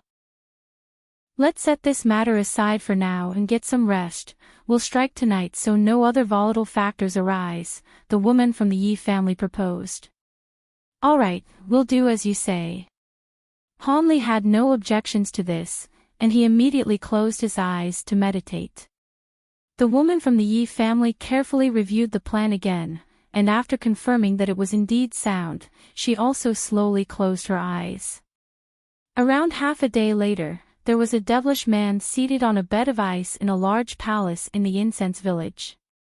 The man had a head of exuberant black hair, which belied his wrinkly facial features, and he was currently cultivating a certain secret technique. It was impossible to ascertain his age from his appearance, but the spiritual pressure emanating from his body clearly indicated that he was a powerful devilish lord. Around 10 feet away from the bed of ice was a small stone platform that resembled an altar. It was only several feet tall, but there were countless runes inscribed on its surface, indicating that it was no ordinary structure. All of a sudden, a ball of black light erupted out of the altar alongside a low buzzing sound. The devilish man immediately opened his eyes in a startled manner and cast his gaze toward the altar. What's going on? Did those little rascals trigger the restriction again? The devilish man murmured to himself with furrowed brows, then immediately made a hand seal and vanished from the room amid a fierce gust of wind. In the next instant, a gust of wind was swept up in the main hall of the palace, and the man re-emerged. He cast his gaze around the hall, and his pupils immediately contracted slightly. In a corner of the hall was an azure-robed humanoid figure, who was currently inspecting a giant black blade hanging on the wall. The black blade was only a decorative item crafted from ordinary materials, but the azure-robed figure seemed to be very intrigued by it. The devilish man was quite alarmed, but he remained completely expressionless as he asked in a cold voice, "Who are you, and why have you broken into our palace this late in the night?" "I was just bored and wanted to find someone to have a chat with," the azure-robed figure replied as he continued to appraise the huge black blade. "You wanted someone to chat with? Are you?" All of a sudden, the devilish man's voice was cut off as a dull thump rang out from the neighboring room, causing the entire hall to tremor violently. The devilish man's expression changed drastically, and he immediately darted toward a certain exit of the palace, leaving a trail of afterimages in his wake. However, right at this moment, the azure-robed man chuckled as countless arcs of azure and white lightning appeared over his body, upon which he abruptly disappeared. In the next instant, lightning flashed in front of the devilish man, and the azure-robed figure appeared before flicking his fingers through the air, sending countless azure threads hurtling forth from his fingertips, forming a powerful azure sword net. The woman had an ordinary appearance with a slightly dark complexion, and there was a 3-headed azure snake that was around a foot in length sitting on her shoulder. "Elder Qing, I'm glad you're here," the devilish man said as his expression eased slightly. "This man possesses unfathomable powers. I tried to sneak around him just now, but he was able to instantly detect me," the woman said as she appraised Hanli with a dark expression. "He must have an accomplice. We have to shake him off and get to the core disciples at the Spirit Pavilion right away." "I'll do everything in my power to hold him off. You go and save the disciples," the devilish man urged. "Your devilish wind evasion is a far superior movement technique compared to mine. you should go and save the disciples while I keep this man occupied," the woman countered, then suddenly raised a hand before opening her mouth. A streak of silver light shot forth out of her mouth like lightning and instantly chopped off the top half of one of her fingers. Bone and flesh were visible from the wound, but not a single drop of blood was shed. The snake sitting on the woman's shoulder immediately became very excited upon seeing this, and it instantly shot forth before gobbling up the dismembered finger with its middle head. Right at this moment, the woman began to chant something before opening her mouth to expel several clouds of purple chi, which completely enveloped the azure snake. The azure snake's body immediately swelled drastically to over 100 feet in length, and a horn appeared on each of its 3 heads, one of which was azure, one of which was yellow, and the final one was blue. The devilish man faltered upon seeing this, but he then immediately nodded before flicking a wrist to send a crimson bracelet flying through the air. The bracelet revolved in mid-air before expelling a burst of white light, revealing itself to be a snowy white devilish bird that resembled a giant falcon with a green devilish eye on its forehead. Both the 3-headed giant python and white devilish bird possessed auras that were no less powerful than those of the 2 devilish lords, and they seemed to complement the cultivation arts being used by the 2 devilish lords. As such, the 4 of them presented a formidable lineup that was the equivalent of 4 devilish lords. Han Li's eyes narrowed slightly upon seeing this, and he swept a sleeve through the air to summon a yellow streak of light, which transformed into a small beast that was around a foot in size. It was none other than the body integration stage leopard Kirin beast. At the same time, a suit of inky black devilish armor appeared over his body, and he made a grabbing motion, upon which a small black mountain also appeared. Simultaneously, a clear cry rang out from the scorching silver flames that were burning in the corner, and they transformed into a silver fire raven again before flying back to Han Li. "Go," the devilish woman yelled in an urgent manner as more tremors erupted from the neighboring room. She then immediately raised a hand to send over 100 streaks of green light hurtling through the air. These were 108 hair-thin green needles, and they were giving off a faint rank odor. At the same time, the 3-headed devilish python raised its 3 heads in unison before blasting forth streams of glacial chi again. However, the glacial chi on this occasion was more than twice as fierce as before, and there were faint 3-colored runes that could be seen within the glacial chi. As for the devilish man, he and the snowy white devilish bird shot forth as 2 gusts of fierce white winds, flying directly toward a side door of the hall. "Stop him!" Han Li instructed before immediately hurling the small black mountain forward, and it instantly swelled to over 100 feet tall. The green needles struck the mountain in rapid succession, creating an incessant string of booms much like rain falling upon a banana leaf. However, the black mountain remained completely unmoved, as if it were an unyielding fortress. The silver fire raven also blasted a burst of silver flames out of its mouth, which steadily forced back the oncoming 3-colored glacial chi. At the same time, the leopard Kirin beast heeded Han Li's instruction and shot forth as a ball of golden light, then split up into 2 before vanishing into thin air. In the next instant, spatial fluctuations erupted in front of the devilish man, and 2 golden figures appeared in his way, each of which was around 10 feet in size. Immediately thereafter, countless golden claw projections swept toward both him and the white devilish bird falcon beside him. The devilish man swept his spiritual sense toward the claw projections, and was immediately alarmed by the power that they possessed. As such, he naturally didn't dare to take them head-on and could only stop in his tracks before summoning a pristine white fan, which he swept viciously through the air. A gust of gale-force winds instantly surged out of the fan, then transformed into a gray wind dragon that pounced forward with devastating force. Meanwhile, the devilish falcon flapped its wings in unison, sending a series of white wind blades hurtling through the air. Ear-splitting explosions rang out as the golden light clashed with the gray and white wind, and they seemed to be evenly matched. Whenever the devilish man tried to sneak around the side with the devilish falcon to cover him, the leopard Kirin beast always managed to appear right in his tracks. In terms of overall power, the devilish man and the white falcon were superior to the leopard Kirin beast, but the leopard Kirin beast was more adept in movement techniques, rendering the two unable to escape from the battle. As for Hanli, he was battling the woman and the three-headed giant python as if he were taking a stroll in the park. No matter what type of ferocious attacks were thrown at him, he was able to brush them off with ease. If he weren't wary of the fact that killing the devilish woman could result in unwanted trouble later on, she would already be dead.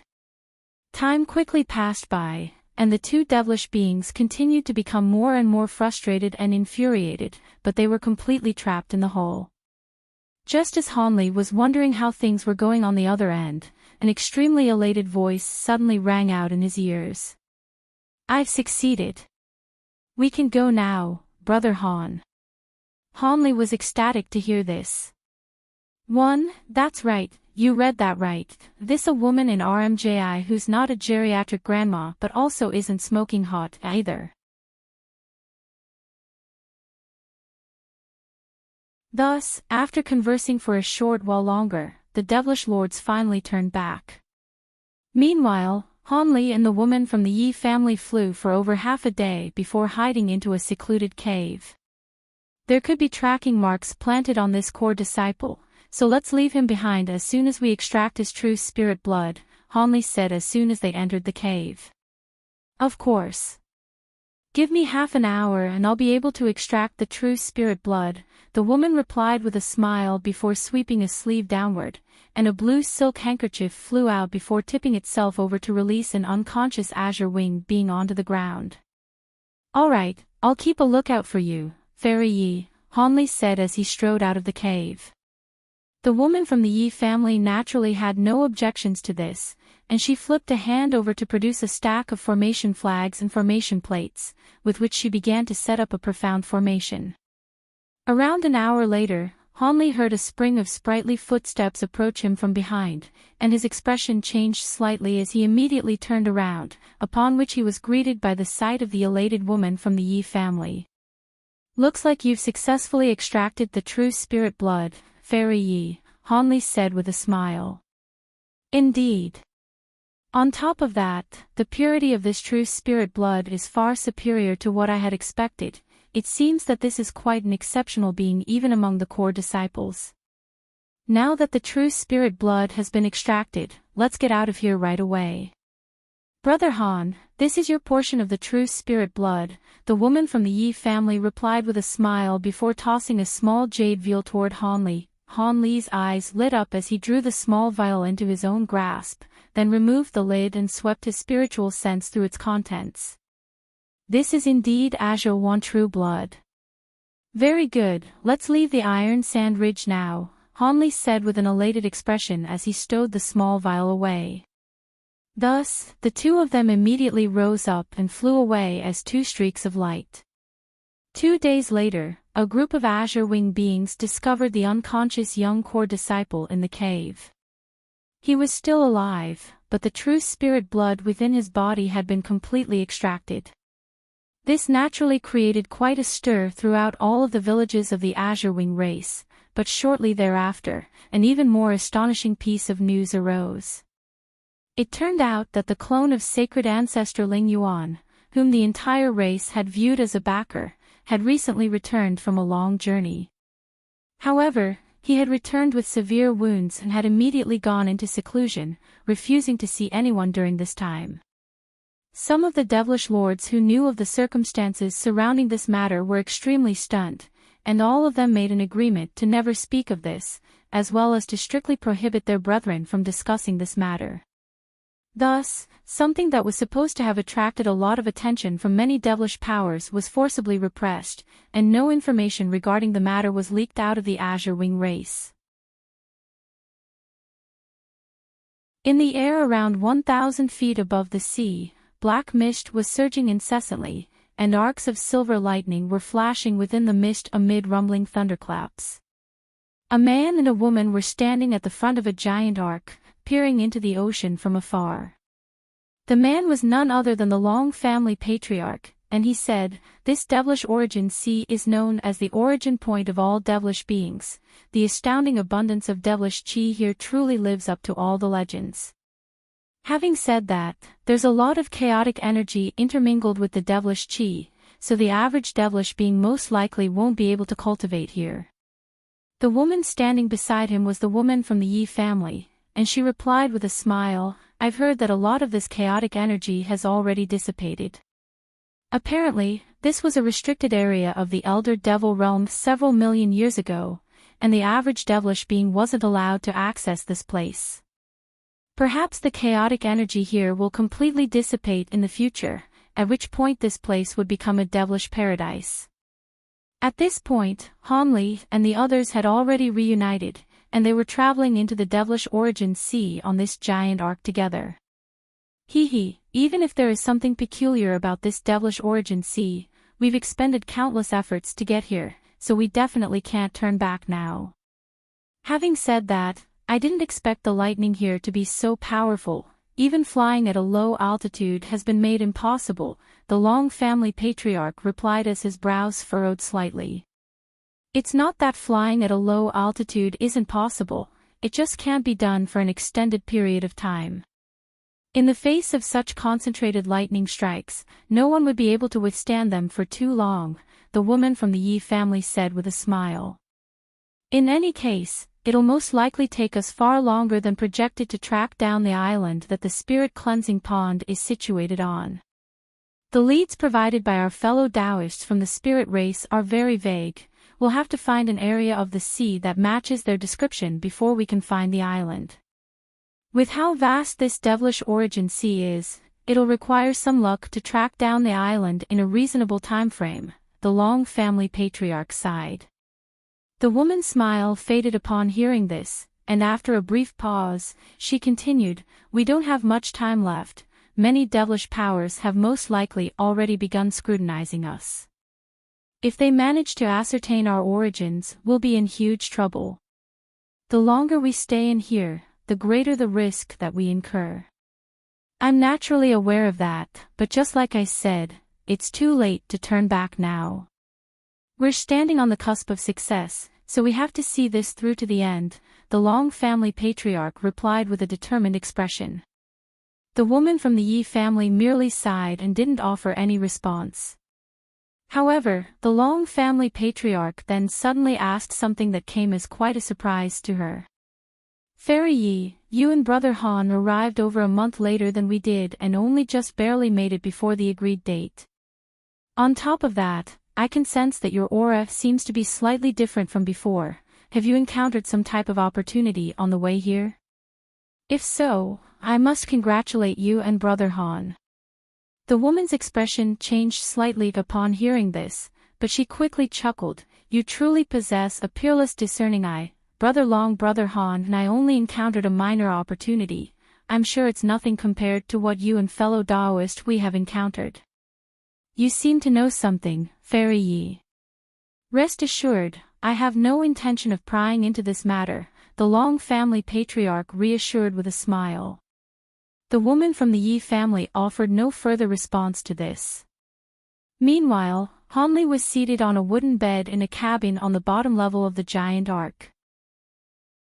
Through a wisp of extremely well-concealed spiritual sense, he was able to hear the conversation between the Long family patriarch and the woman from the Yi family. A faint smile appeared on his face as he withdrew that wisp of spiritual sense, then fell into a contemplative silence. Around a year ago, he and the woman from the Yi family had been intercepted by the clone of that sacred ancestor Ling Yuan after obtaining the Azure One true blood. A fierce battle ensued, and with the assistance of the treasure provided by the woman from the Yi family, Hanli was able to severely wound the sacred ancestor clone. After that, the clone didn't dare to pursue them any longer and could only return to the Iron Sand Ridge. Thus, without any further pursuers, Hanli and the woman were able to make an easy getaway. On the way here, they encountered some minor trouble, all of which was taken care of with ease. Around half a month later, they finally reunited with everyone else at a designated devilish port on the shore of the devilish origin sea. Much to Han Li's surprise, Elder Jean of the spirit race wasn't with them. The Long family patriarch was also quite surprised by this, and the spirit beings had given them a very ambiguous explanation, stating that Elder Jean had perished during an accident. As for the specific nature of the accident, the spirit beings refrained from further elaboration. Hanli and the others naturally couldn't pry into this matter, but they were all feeling quite bewildered. With that in mind, Hanli's brows furrowed reflexively as the image of that spirit being by the name of Ji Shui flashed through his mind again. This holy spirit had always given Hanli a very uneasy feeling, but the unsettling baleful aura emanating from his body had suddenly disappeared, making him seem as if he were no different from his holy spirit companions. This was rather perplexing to Hanli, and he couldn't help but suspect that Elder Jin's disappearance had something to do with Ji Shui. Of course, there was no evidence to back this up, but he had decided to keep an extra eye on this suspicious holy spirit. All of a sudden, Hanli's eyes narrowed slightly as he suddenly flipped a hand over to produce a small white vial. The vial contained the azure one true blood, and once he refined it, he would attain another true spirit transformation while the rest of his transformations would also become significantly more powerful. The azure wand was most renowned for its ability to control the power of wind. It was said that this true spirit had initially been born in the winds of chaos, and in a fit of fury, it could unleash chaotic winds that could destroy entire cities.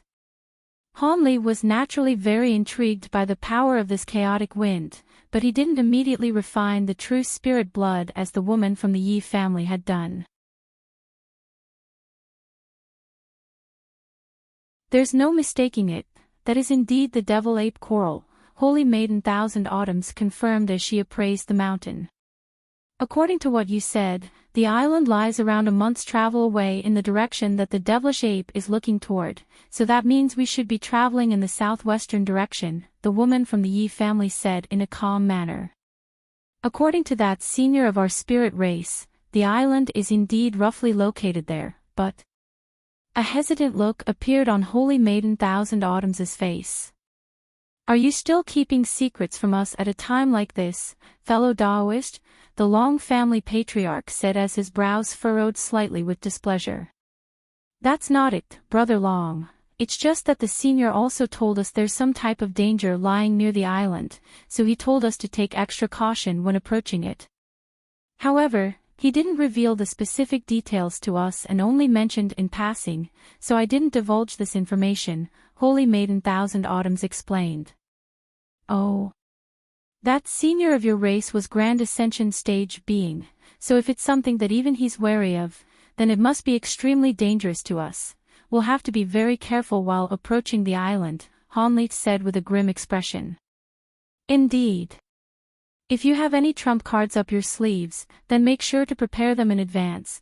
I'll set up a few formations on the ark that'll increase its power by at least more than half, the elderly scholar among the spirit beings said. A grim look had also appeared on the Long family patriarch's face. I have a pair of stone puppets left behind from ancient times. Their attack patterns are a little one-dimensional, but in terms of defensive prowess, they're comparable with body integration stage beings. However, in order to activate them, a refinement process has to commence around half a month in advance. Hanli was silent for a moment before chiming in, I possess a set of powerful devilish flags that can be set up on the ark. The devilish flags had been obtained by him after he had slain a certain devilish lord, and they were quite powerful in the eyes of normal body integration stage beings. I have a few glacial water rhinoceroses that have powerful defensive capabilities and can expel formidable glacial chi. We can use them to replace the current sea beasts, Holy Maiden Thousand Autumns proposed. With the example set by Hanli and the others, everyone else also contributed some of their treasures. They were all aware that these things definitely weren't the true life-saving trump cards that everyone had up their sleeves, but these items would definitely bolster the giant ark significantly. After that, the giant ark began to travel toward the southwestern direction, and everyone got to work. Hanli set up the set of devilish flags at several important points on the ark, and the elderly scholar was carving some runes and embedding some formation plates onto the ark's surface. Not long after that, the entire giant ark underwent a complete transformation and was now being drawn by 8 shimmering blue rhinoceros-like sea beasts, each of which was around 50 to 60 feet in length. A month passed by in the blink of an eye, and on this day, the placid black seawater around the giant ark suddenly became extremely turbulent. Massive waves came crashing toward the ark from all sides, and the dark clouds in the sky had descended to an altitude of around 500 to 600 feet. Howling winds were blowing through the clouds, and bolts of silver lightning were occasionally crashing down to strike the giant ark. However, the ark was enshrouded under a green light barrier, which managed to keep the bolts of lightning at bay with ease. At the front of the ark stood Hanli and everyone else, and they were discussing something with grim expressions. It's already been a month, and we still haven't discovered the island. On top of that, could it be that the perils outlined by that senior of your spirit race are these violent weather conditions? The Long family patriarch asked. Surely you jest, Brother Long. Of course the dangers wouldn't be limited to something like this. The main issue is that our spiritual sense is significantly restricted in this region of the sea, so we can only detect everything in a radius of around 5 kilometers. With this handicap weighing us down, it'll be a lot more difficult to find that island, Holy Maiden Thousand Autumns said with furrowed brows. It's a good thing that Brother Han and Brother Bai both possess spirit eye abilities that allow them to see further into the distance. Otherwise, we'd truly be searching for a needle in a haystack, the Long family patriarch sighed. At this moment, Hanli was peering into the distance on one side of the ark with blue light flashing through his eyes. On the other side of the ark stood Bai Qi, and even though his features were concealed by a layer of white light, one could make out a beam of white light that seemed to be stemming from his forehead, extending into the giant waves in the distance. Don't count on my bright sight spirit eyes too much, Brother Long. In contrast with Brother Bai's innate spirit eye ability, my ability was attained through cultivation, and using it expends a vast amount of magic power, so I can't use it too often, Hanli said with a wry smile. You're far too modest, Brother Han. Even if your spirit eye ability can't be used for an extended period of time, it would still increase our chances of finding our destination significantly if you can assist fellow Daoist Bai, Holy Maiden Thousand Autumns said with a faint smile. Hanli didn't offer any response to this and continued to peer into the distance. The Long family patriarch and Holy Maiden Thousand Autumns didn't possess spirit eye abilities, but instead of returning to their cabins, they stood still on the spot, contemplating some things in silence. Time slowly passed by, and the blue light faded from Han Li's eyes. He then rested on the spot for a long while before activating his spirit eye ability once again. However, on this occasion, the blue light in his eyes only flashed a few times before a bewildered look appeared on his face, and he immediately injected more magic power into his eyes. The blue light in his eyes immediately became extremely bright, to the extent that merely looking into his eyes from afar would strike one with sharp ocular pain. This naturally alerted the Long family patriarch and Holy Maiden Thousand Autumns, but neither of them said anything to disrupt him. Instead, they exchanged an elated glance before continuing to scrutinize Hanli. Brother Bai, come over to my side and have a look at the place around 2,500 kilometers away, Hanli said to Bai Qi. 2,500 kilometers? You can see that far into the distance? That'll be quite a stretch for my capabilities, Bai Qi said in a bewildered manner.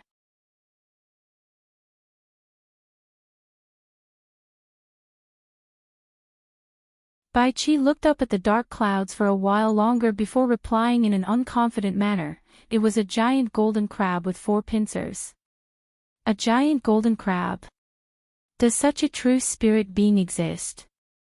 The woman from the Yi family asked. I've never heard of one.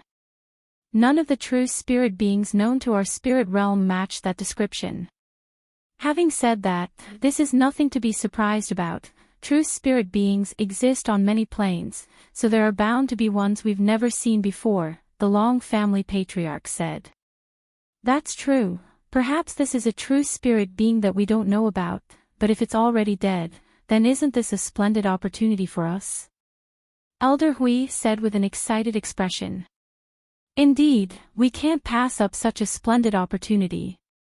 If we can obtain such a massive true spirit carcass, our journey will be worth it even if we can't find the spirit cleansing pond and clean spirit lotus. Everyone else nodded in agreement upon hearing this. Just as everyone was growing very excited by this unexpected opportunity, Hanli suddenly asked, "How long do you think this carcass has been here for?" "There's no way to tell, but surely it has to have been here for a very long time already," Holy Maiden Thousand Autumns replied as her brows furrowed slightly. "It was very difficult for us to reach this place, but it's nowhere as difficult for high-grade devilish beings to find this place.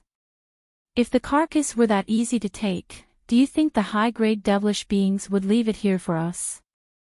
Hanli said in a calm manner. Contemplative looks appeared on everyone's faces upon hearing this. "So you're saying that the devilish beings have left this carcass here as they're aware that it's not as easy as it seems to obtain it," the Long family patriarch said. "Hee, that's only one of the reasons," Hanli chuckled in a meaningful manner. "Oh. Did you discover something else, Brother Han?" Holy Maiden Thousand Autumns asked in a surprised manner. "If I'm not mistaken, this isn't some true spirit carcass, it's a devil crystal puppet instead," Hanli sighed with a wry smile. Everyone was stunned to hear this, and Elder Hui immediately shook his head in disbelief. "That's impossible. How could such a fearsome puppet exist? And what is a devil crystal puppet?" The Long family patriarch and Holy Maiden Thousand Autumns also exchanged a bewildered glance. In contrast, Bai Qi faltered slightly upon hearing this before hurriedly casting his gaze toward the sea of lightning up above once again. Devil crystal puppets are a type of puppets that is unique to the Elder Devil realm. I obtained the refinement technique for these puppets back in Illusion Night City. I'll show you a devil crystal puppet that I refined to support my claim, Hanli said as he swept a sleeve through the air to release a ball of green light, which was revealed to be a giant green wolf. This was none other than a low-grade devil crystal puppet that Hanli had refined some time ago. Everyone immediately began to carefully inspect the giant wolf puppet, and after a while, a wry smile appeared on Bai Qi's face as he said, "I think fellow Daoist Han is right. The patterns on that giant golden crab's body are very similar to the ones on this devil crystal puppet. It seems I was too careless and jumped to a premature conclusion. But if it's a puppet, why was it left here? It's quite clear from its aura alone that it's extremely fearsome. Could it be that this really is a true spirit-level puppet?" Everyone erupted into chatter, but right at this moment, Bai Qi opened his mouth to expel a dark blue copper mirror. The mirror rotated on the spot before hovering around 10 feet in front of him, and a beam of white light shot forth out of his forehead before silently vanishing into the mirror. In the next instant, the surface of the mirror blurred, following which an extremely clear image appeared. The image depicted none other than the giant golden crab that was hidden within the dark clouds. The Long family patriarch's expression changed slightly upon seeing this. "Is this the renowned spirit light reversal technique of your spirit race? I've heard that this technique can depict something that the user has recently seen and heard with perfect accuracy." "Indeed. Take a look for yourselves and see if this giant beast shares any similarities with Brother Han's devil crystal puppet," Bai Qi said as he pointed a finger at the copper mirror. Everyone immediately gathered around to inspect the giant crab in the mirror, and after a while, the image in the mirror faded, upon which the Long family patriarch said with a wry smile, "Looks like Brother Han was right, this is indeed just a puppet. In that case, there's no need to take a risk to try and obtain it. For such a powerful puppet to have been abandoned here clearly presumably means that it's been damaged beyond repair. Otherwise, the high-grade devilish beings would try to get their hands on it regardless of the risk involved." Looks like we got all excited for nothing. Let's think about how we're going to pass through all this lightning to get onto the island.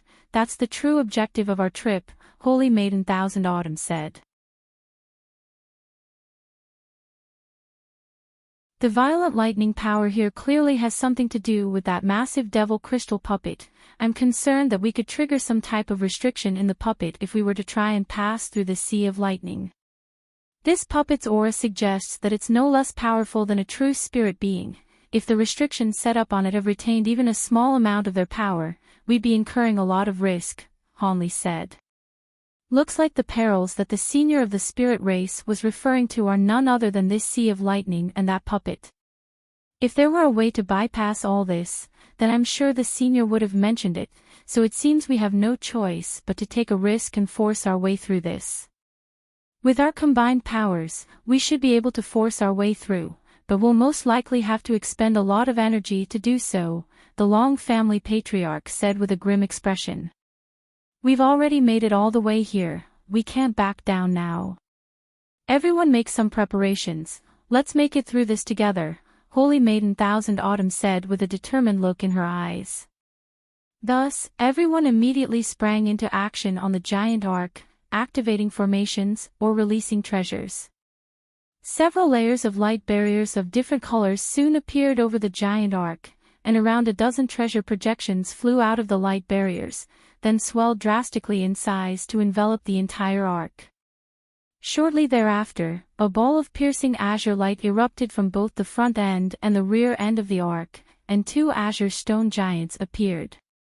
The two puppets were each around 100 feet tall with yellow runes all over their bodies, and they had no facial features aside from a pair of huge deep-set eyes. The two puppets appeared to be slightly damaged, but they were giving off a primordial aura that struck one with a sense of oppression and asphyxiation.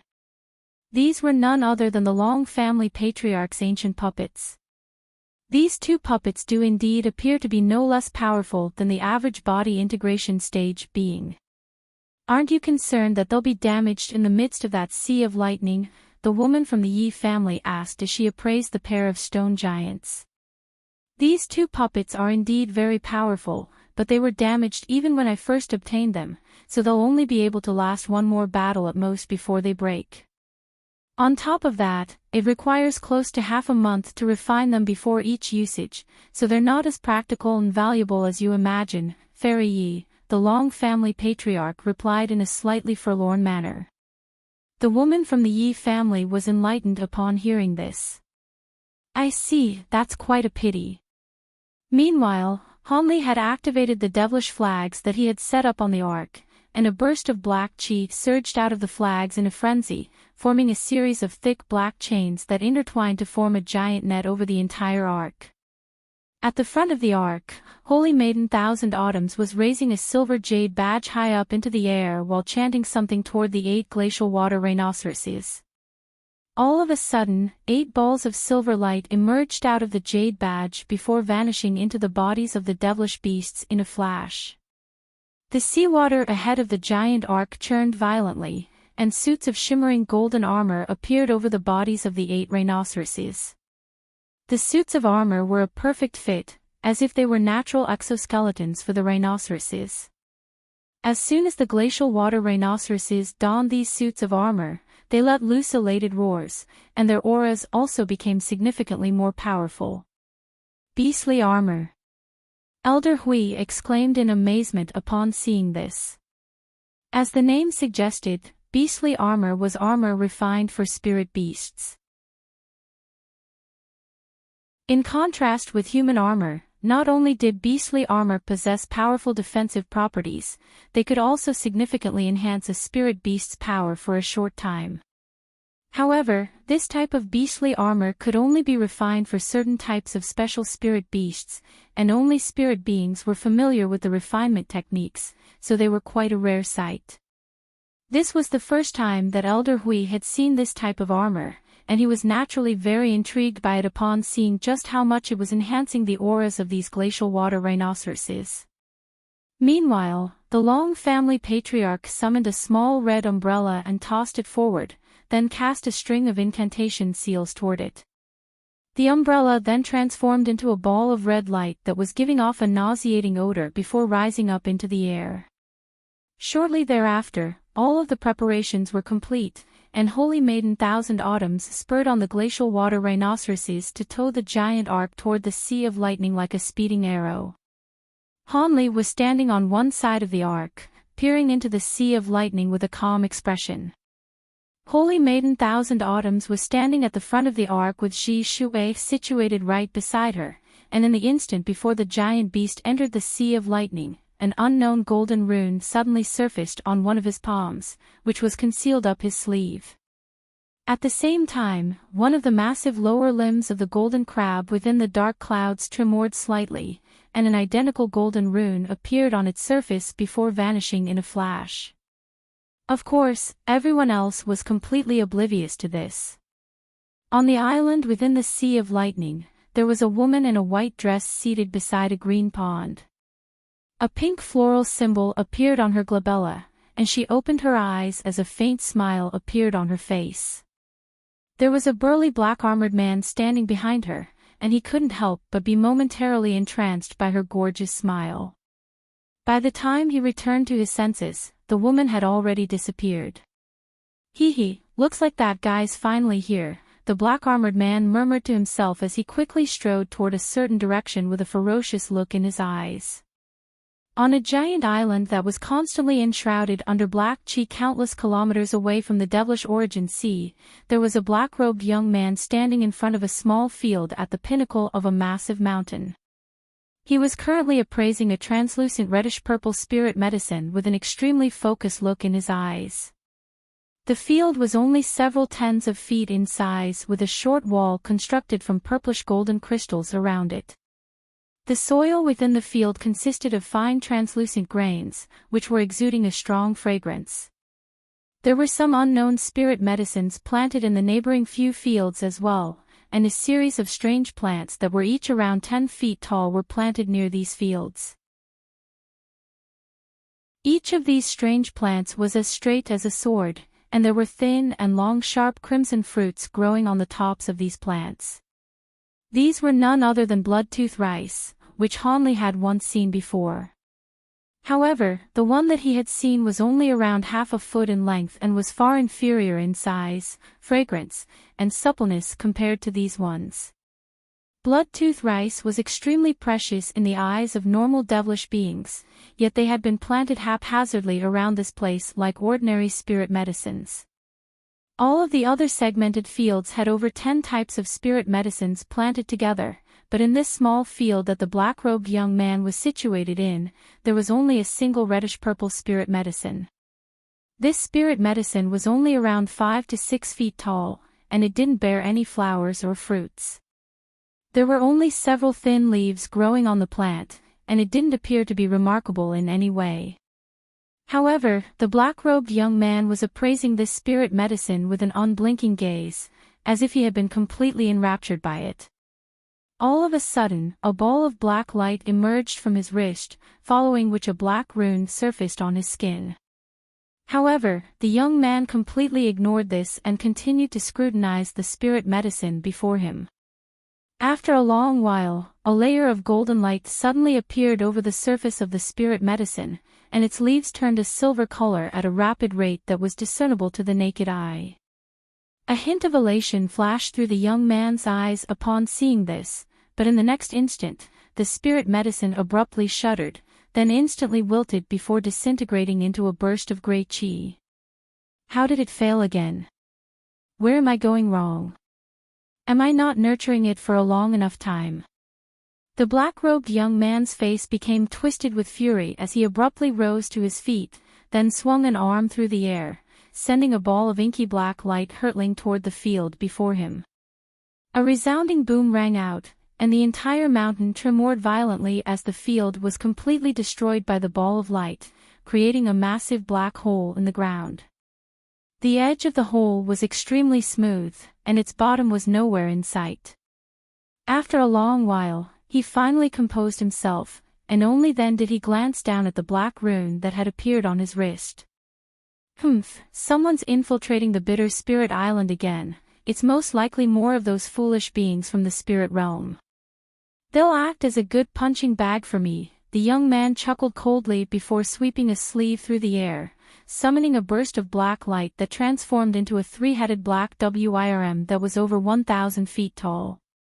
The young man flew onto the three-headed WIRM before instructing in a cold voice, "Go to the Bitter Spirit Island."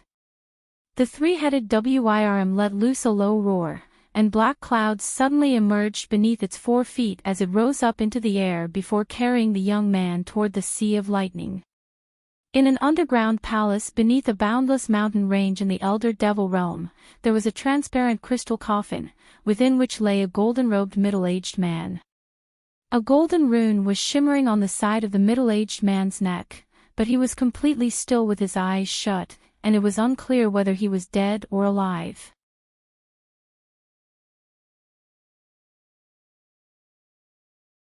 She then began to chant something, and 5-colored light immediately began to surge over the formation alongside a peculiar fragrance. Moments later, she let loose a delicate cry, and the blood formation shuddered before a series of crimson-possessed pills emerged from it. "Go! Holy Maiden!" Thousand Autumns yelled, and 8 beads shot forth toward the glacial water rhinoceroses as balls of crimson light. The rhinoceroses immediately let loose thunderous roars and each opened their large mouths to devour the appeal. Holy Maiden Thousand Autumns withdrew her arm upon seeing this, and the blood formation instantly disappeared, leaving no trace on her skin whatsoever. She then made a hand seal to summon a golden badge-like treasure before waving it toward the 8 spirit beasts. Dazzling light erupted from the surface of the badge, manifesting into a series of crimson runes, which then transformed into crimson projections identical to the formation that had been on her arm earlier. The crimson projections swelled drastically in size, then transformed into 8 blurry projections that enshrouded the bodies of the glacial water rhinoceroses at her behest. In the next instant, the 8 spirit beasts let loose roars of agony, and their horns suddenly became as red as blood. Thick veins bulged beneath the surface of their skin, and their auras suddenly became extremely violent.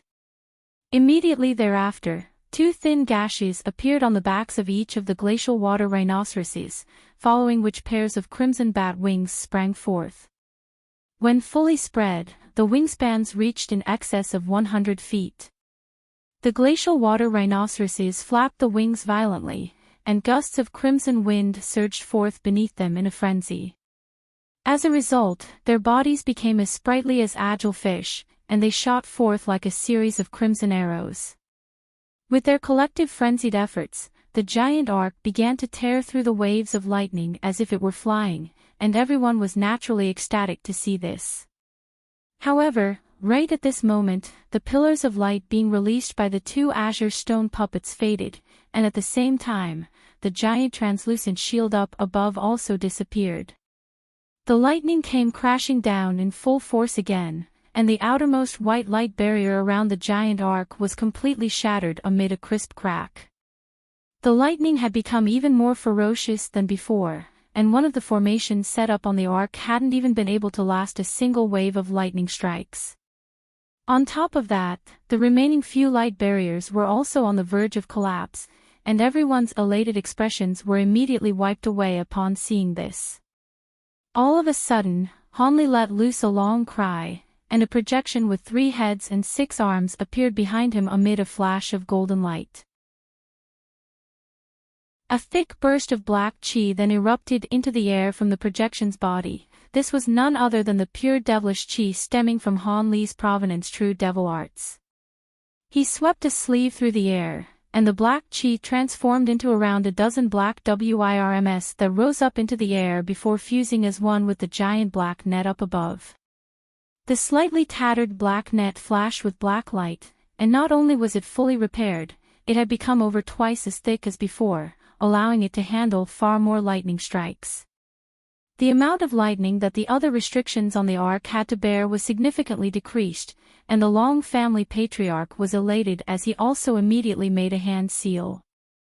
Silver light flashed from the bodies of the 2 stone puppets at his behest, and they began to swing their fists up toward the sky again.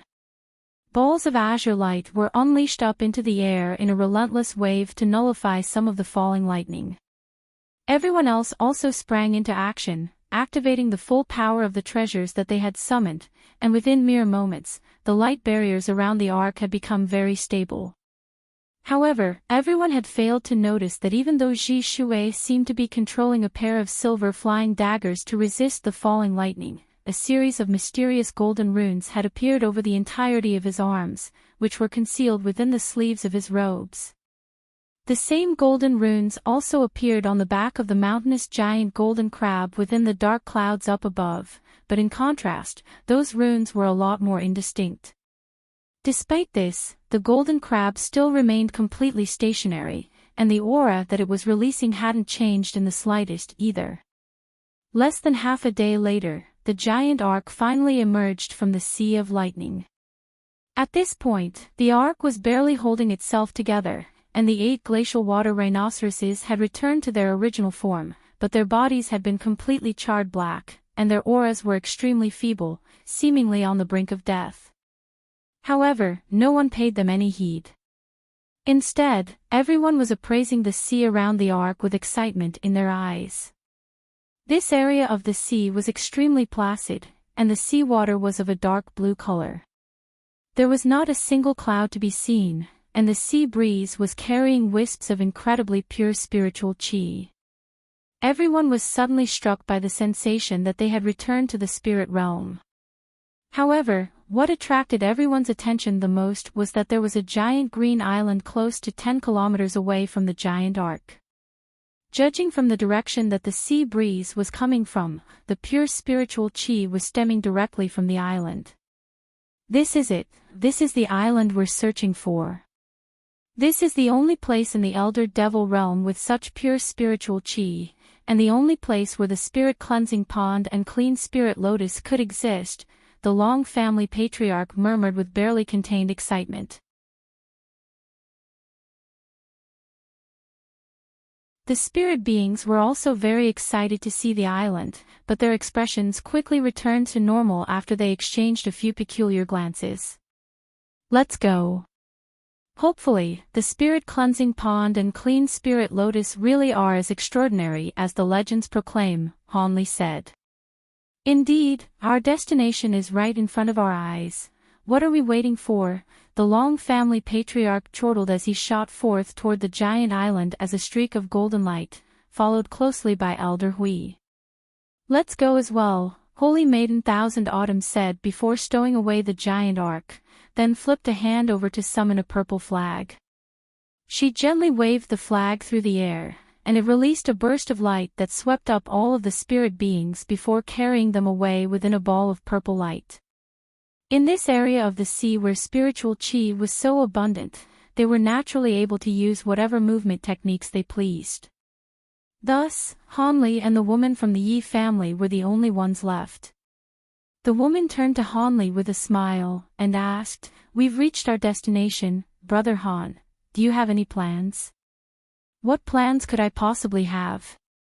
Didn't we agree that we would all use the spirit cleansing pond together and split the clean spirit lotuses evenly among everyone?" Hanli replied in a calm manner. "I'd naturally be willing to follow this arrangement if everyone else abided by it as well, but if some type of mishap were to occur?" The woman asked. "Rest assured, fellow Daoist, just as we agreed, we'll stick together as allies if something goes wrong," Hanli replied after a brief pause. The woman from the Yi family was very relieved to hear this, and her smile widened even further as she said, "I knew you were a man of your word, Brother Han. Let's set off as well. This island is quite large, but with their powers, I'm sure it wouldn't take them too long to find the spirit cleansing pond." Hanli nodded in response before rising up into the air and flying toward the giant island as a streak of azure light. The woman from the Yi family made a hand seal, and 5-colored mist was released by her 5-colored feather dress, carrying her up into the air as well. Hanli wasn't flying at full speed, he merely followed along behind everyone else from a distance. He didn't know exactly where the spirit cleansing pond was, but judging from how eager the spirit beings and the Long family patriarch were to fly onto the island, they clearly had some inkling of its location. A short while later, they flew over a plain and several forests before arriving at a lush and scenic mountain range that was giving off a refreshing plant aroma. The Long family patriarch and the spirit beings suddenly stopped, and Hanli immediately accelerated over to them upon seeing this. Five-colored light flashed, and the woman from the Yi family also appeared beside Hanli. At this moment, a clear divide had appeared between the spirit beings and the human cultivators. It was clear that even though they hadn't turned on one another, they had all become quite wary of each other. After all, with such incredible treasures at stake, everyone was afraid that someone else would try to plot against them, especially considering they weren't even from the same race. However, both the Long family patriarch and Holy Maiden Thousand Autumns remained quite calm on the surface, and after a brief discussion, they sprang into action. The Long family patriarch swept a sleeve through the air, and a shimmering golden axe suddenly appeared in his grasp amid a flash of golden light. The axe had silver runes all over its surface, and was giving off bursts of astonishing baleful chi. Meanwhile, Holy Maiden Thousand Autumns chanted something before opening her mouth to expel a white egg-sized bead that was covered in crimson devilish patterns. Han Li's heart stirred upon seeing this, and he immediately focused an unblinking gaze on those two. As expected, they had both been hiding something up their sleeves this entire time. Holy Maiden Thousand Autumns pointed a finger at the bead, and it immediately shot forth toward the mountain range, then stopped above a certain mountain after just a few flashes while fluctuating incessantly in brightness. Over there, fellow Daoist Long. Holy Maiden Thousand Autumns immediately yelled upon seeing this. The Long family patriarch let loose a loud cry without any hesitation upon hearing this, and a series of golden scales appeared over his body while a pair of golden dragon horns surfaced on his head. He had unleashed his half-dragon form, and his aura had swelled drastically as a result. At the same time, his body had expanded to around 50 to 60 feet tall, and the golden axe in his hand was also enlarging at a rate that was discernible to the naked eye, quickly swelling to around 100 feet in length. The Long family patriarch gripped the handle of the giant axe with both hands before bringing it violently down upon the mountain that the bead was hovering over.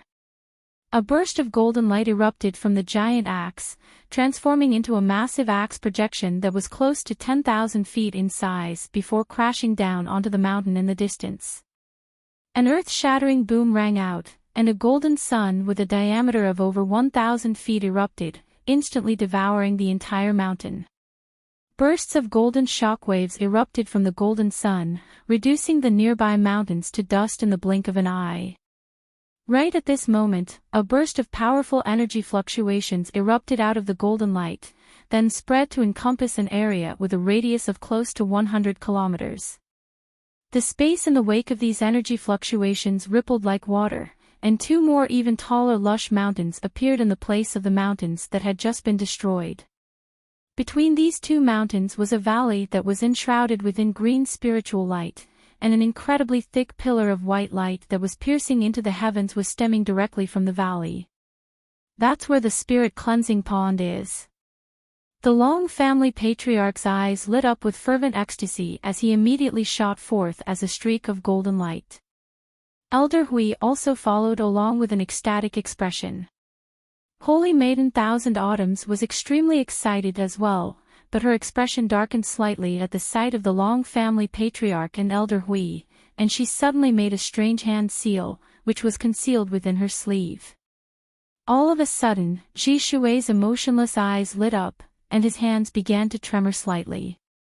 However, in the next instant, Bai Qi's cold voice rang out within Holy Maiden Thousand Autumn's ears, and her heart jolted as she immediately withdrew her hand seal. The light in Ji Shui's eyes faded, and he reverted back to his original wooden state.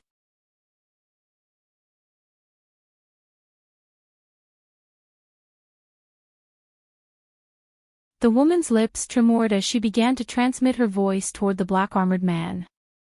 The black-armored man listened with rapt focus, and a hint of enlightenment quickly appeared on his face. He finally understood why sacred ancestor Bao Hua had taken him along with her instead of anyone else. If you can do this for me, I'll be sure to reward you handsomely, but for now, I have to ascertain exactly which one of these intruders the result of my divination was pointing toward. The woman swept a hand through the air again as she spoke, and that mirror-like light barrier re-emerged amid a flash of silver light. However, on this occasion, the image being depicted in the mirror was the scene within the valley that was enshrouded under green spiritual light. Within the image, Hanli and the others had summoned a series of treasures and were attacking an invisible restriction with all their might. Treasures of different colors flew through the air, and all types of abilities were also being unleashed, but the invisible restriction remained as resolute as a mountain, displaying no signs of wavering at all. This is not going to work. This restriction was clearly set up by a devilish patriarch, so there's no way we'll be able to break it unless we use our trump cards, the Long family patriarch suddenly yelled as he ceased his attacks. Indeed. I have a myriad year erosion bead that should be somewhat effective against this restriction, but I'll need someone else to simultaneously attack the restriction while I use this bead. Brother Long, that golden axe of yours will be perfect for this, Bai Qi said to the Long family patriarch. That golden sand axe of mine is indeed extremely powerful, but each usage expends a significant amount of my true essence. If I were to use it twice in a short span of time, it could have a lasting negative effect on me. How about this? I have another ability that specifically targets restrictions, so I can use that ability to assist you, the Long family patriarch said as his brows furrowed slightly. That should be fine. Fellow Daoist Han, I'm sure you have some trump cards up your sleeve as well, right? Bai Qi nodded in response before suddenly turning to Hanli. I possess a pair of treasures that are far more powerful than even the average top-grade treasure. I'm sure those can be of assistance, Hanli replied in a nonchalant manner. That's great. This is an extremely profound restriction, but I'm sure we'll be able to destroy it if we combine all of our powers, Holy Maiden Thousand Autumns said with an elated expression. At this moment, Bai Qi patted a leather pouch that was hanging from his waist, and a gray bead flew out before releasing wisps of gray water vapor. The water vapor was giving off an indescribable rotten odor that was somehow fragrant rather than repulsive.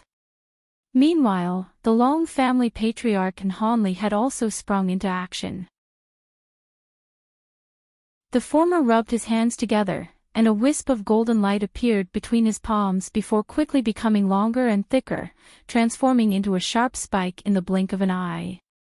As for Hanli, he merely flipped his hands over to summon a pair of miniature mountains, one of which was black while the other was azure. Holy Maiden Thousand Autumns and the others also began to inject their magic power into their own treasures and abilities with all their might, preparing to unleash a devastating collective attack. Go! Bai Qi yelled as he pointed a finger at the bead he had summoned, upon which the gray water vapor it had released immediately condensed into around a dozen gray threads that shot forth toward the invisible restriction. The Long family patriarch also hurled the golden spike he was holding through the air, and it shot forth like a bolt of golden lightning. As for Hanli, he merely hurled the pair of miniature mountains forward, and they instantly expanded to over 1,000 feet in size each in the blink of an eye. All of a sudden, a black light flashed above the pond, and a massive three-headed black WIRM appeared. I knew it would be you pesky spirit realm beings here. The black-robed young man was standing in the air above the black WIRM in an expressionless manner, and he raised a hand before thrusting it nonchalantly toward the attacks that everyone had unleashed. A giant black hand that was over 10,000 feet in size appeared in the air above the pond, then descended with unstoppable force to instantly nullify all of the oncoming attacks. At the same time, a burst of enormous power came crashing down upon Hanli and the others. Everyone's bodies instantly went numb, and they were crushed down into the soil beside the pond all the way up to their thighs. Hanli reflexively resisted as his skin instantly took on a crimson-golden hue, and he was able to only sink into the soil up to his ankles. Aside from Hanli, the spirit being by the name of Ji Shui only swayed slightly before steadying himself as if nothing had happened. He then looked up at the black-robed young man, and piercing silver light erupted from his eyes as layers of silver spirit patterns appeared all over his skin, creating an extremely strange sight to behold. As for the Long family patriarch and the others, their bodies had completely stiffened, and they felt as if their legs had been detached from their bodies, which naturally made them very alarmed.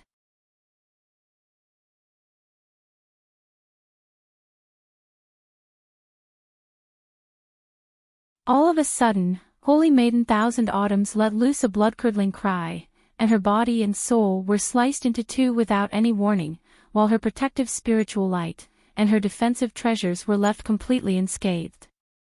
The two halves of her body thumped down onto the ground and burst into devilish flames before being incinerated into ashes in the blink of an eye, leaving only a small translucent coral-like tree with red leaves lying on the ground.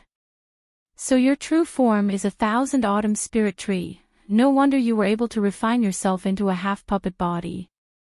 This spirit tree just so happens to be something that I'm looking for.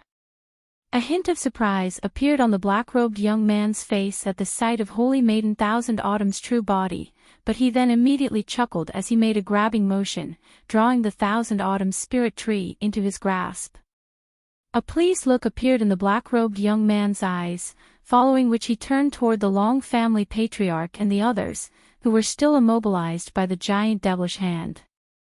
A cold smile appeared on his face as he pointed a finger at the black dagger, which repeated the process of vanishing before reappearing twice in succession. Two more blood-curdling cries rang out from beside the pond, and Elder Hui and the elderly scholar's bodies were also sliced in half before being incinerated into nothingness. The Long family patriarch and the woman from the Yi family immediately turned deathly pale upon seeing this. "That's a profound heavenly treasure," the Long family patriarch exclaimed in horror. Aside from a legendary treasure of that caliber, there was nothing else that could kill body integration stage beings like them so easily. They had already realized that this black-robed young man was definitely a sacred ancestor, but they didn't think that he would release a profound heavenly treasure from the get-go. The two of them had originally planned to try and negotiate with the black-robed young man, but those intentions had completely evaporated, and they both began to unleash their life-saving trump cards. The Long family patriarch let loose a loud roar as he suddenly laid a hand onto the top of his own head, upon which a five-clawed true dragon emerged amid a flash of golden light. Initially, the golden dragon was only around an inch in size, but immediately swelled to over 100 feet, before letting loose a thunderous roar. Meanwhile, the woman from the Yi family gritted her teeth before expelling a mouthful of blood essence, which formed a cloud of blood mist that instantly disappeared into her five-colored feather dress. The delightful cry of a phoenix immediately rang out, and countless bursts of five-colored light erupted forth before transforming into an extremely intricate suit of armor that encapsulated her entire body. Even her face was now concealed by a five-colored visor, through which only her eyes were visible. Both the Long family patriarch's golden dragon and the suit of armor being worn by the woman from the Yi family were able to completely disregard the pressure exerted upon them by the giant devilish hand, clearly indicating that they were far more powerful than ordinary treasures and abilities. The golden dragon raised its massive head, and a thick pillar of golden light erupted out of its mouth before striking the giant devilish hand in a flash. After unleashing that attack, the golden dragon dissipated as if it had exhausted all of its power. Meanwhile, five-colored light surged over the suit of armor being worn by the woman from the Yi family, and a giant sword projection that was over 100 feet in length appeared above her head, which also shot forth to strike the giant devilish hand.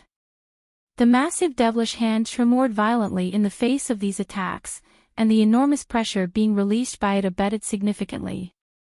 Even though its power was only nullified for a split second, the Long family patriarch and the woman from the Yi family were both seasoned body integration stage beings, so they naturally weren't going to miss this opportunity.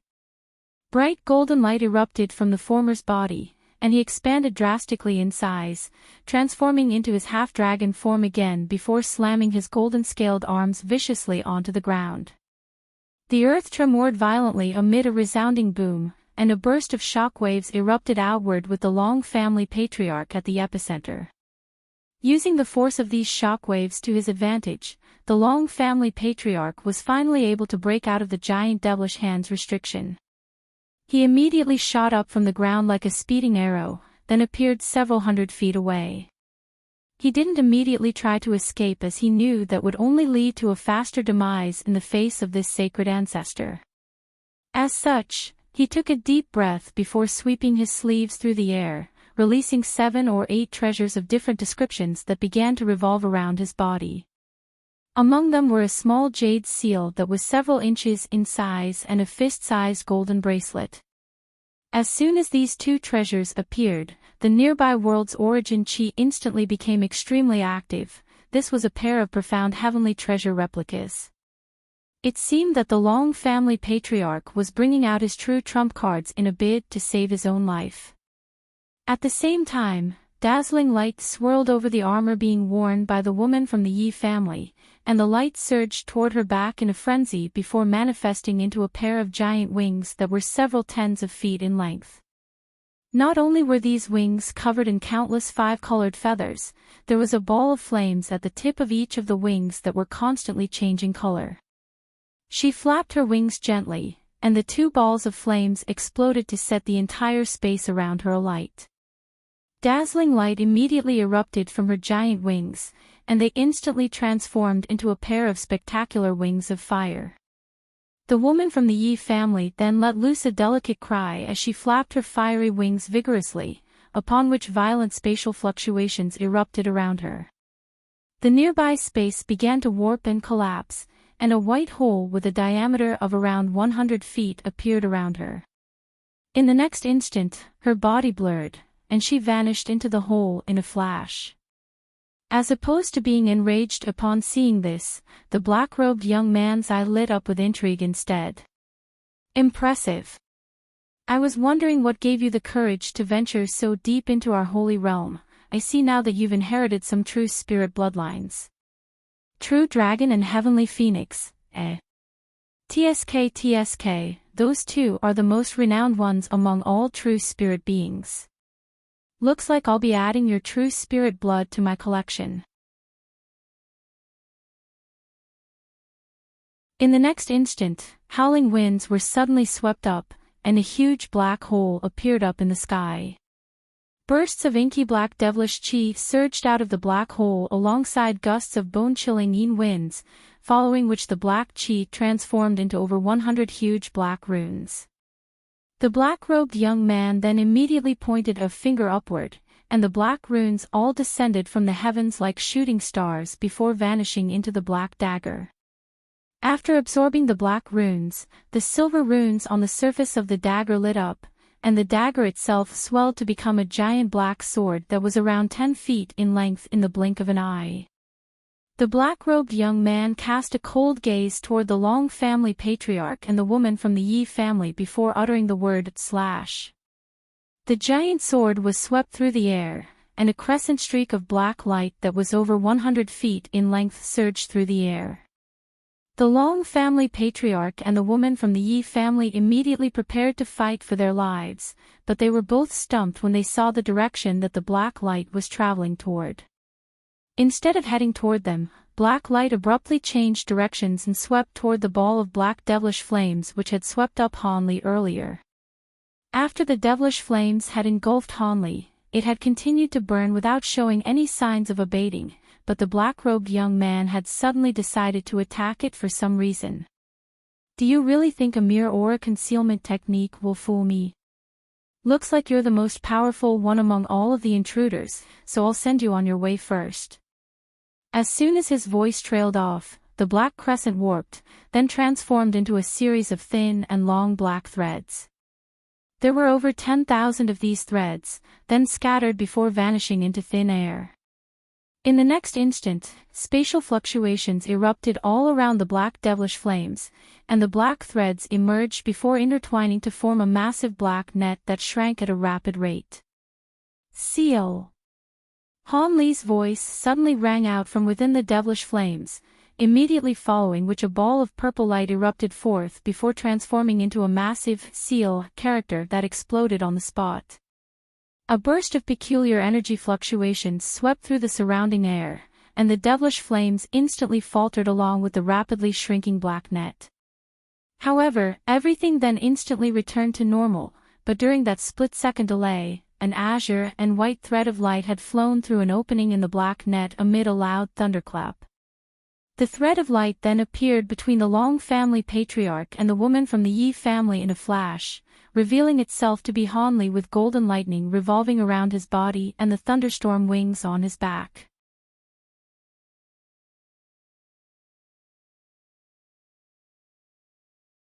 The golden body then opened its 6 expressionless golden eyes before swinging its arms rapidly through the air, instantly unleashing countless golden fist projections that swept forth in all directions.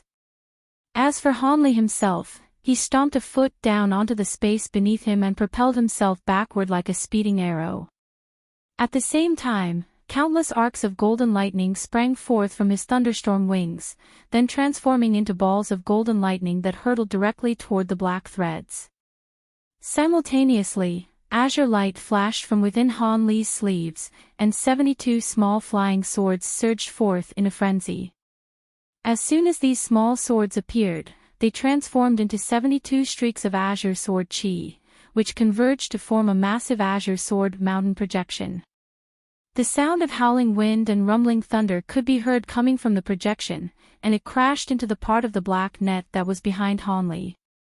An earth-shattering boom rang out as a scintillating azure sun emerged within the black net, sending violent energy fluctuations surging through the air.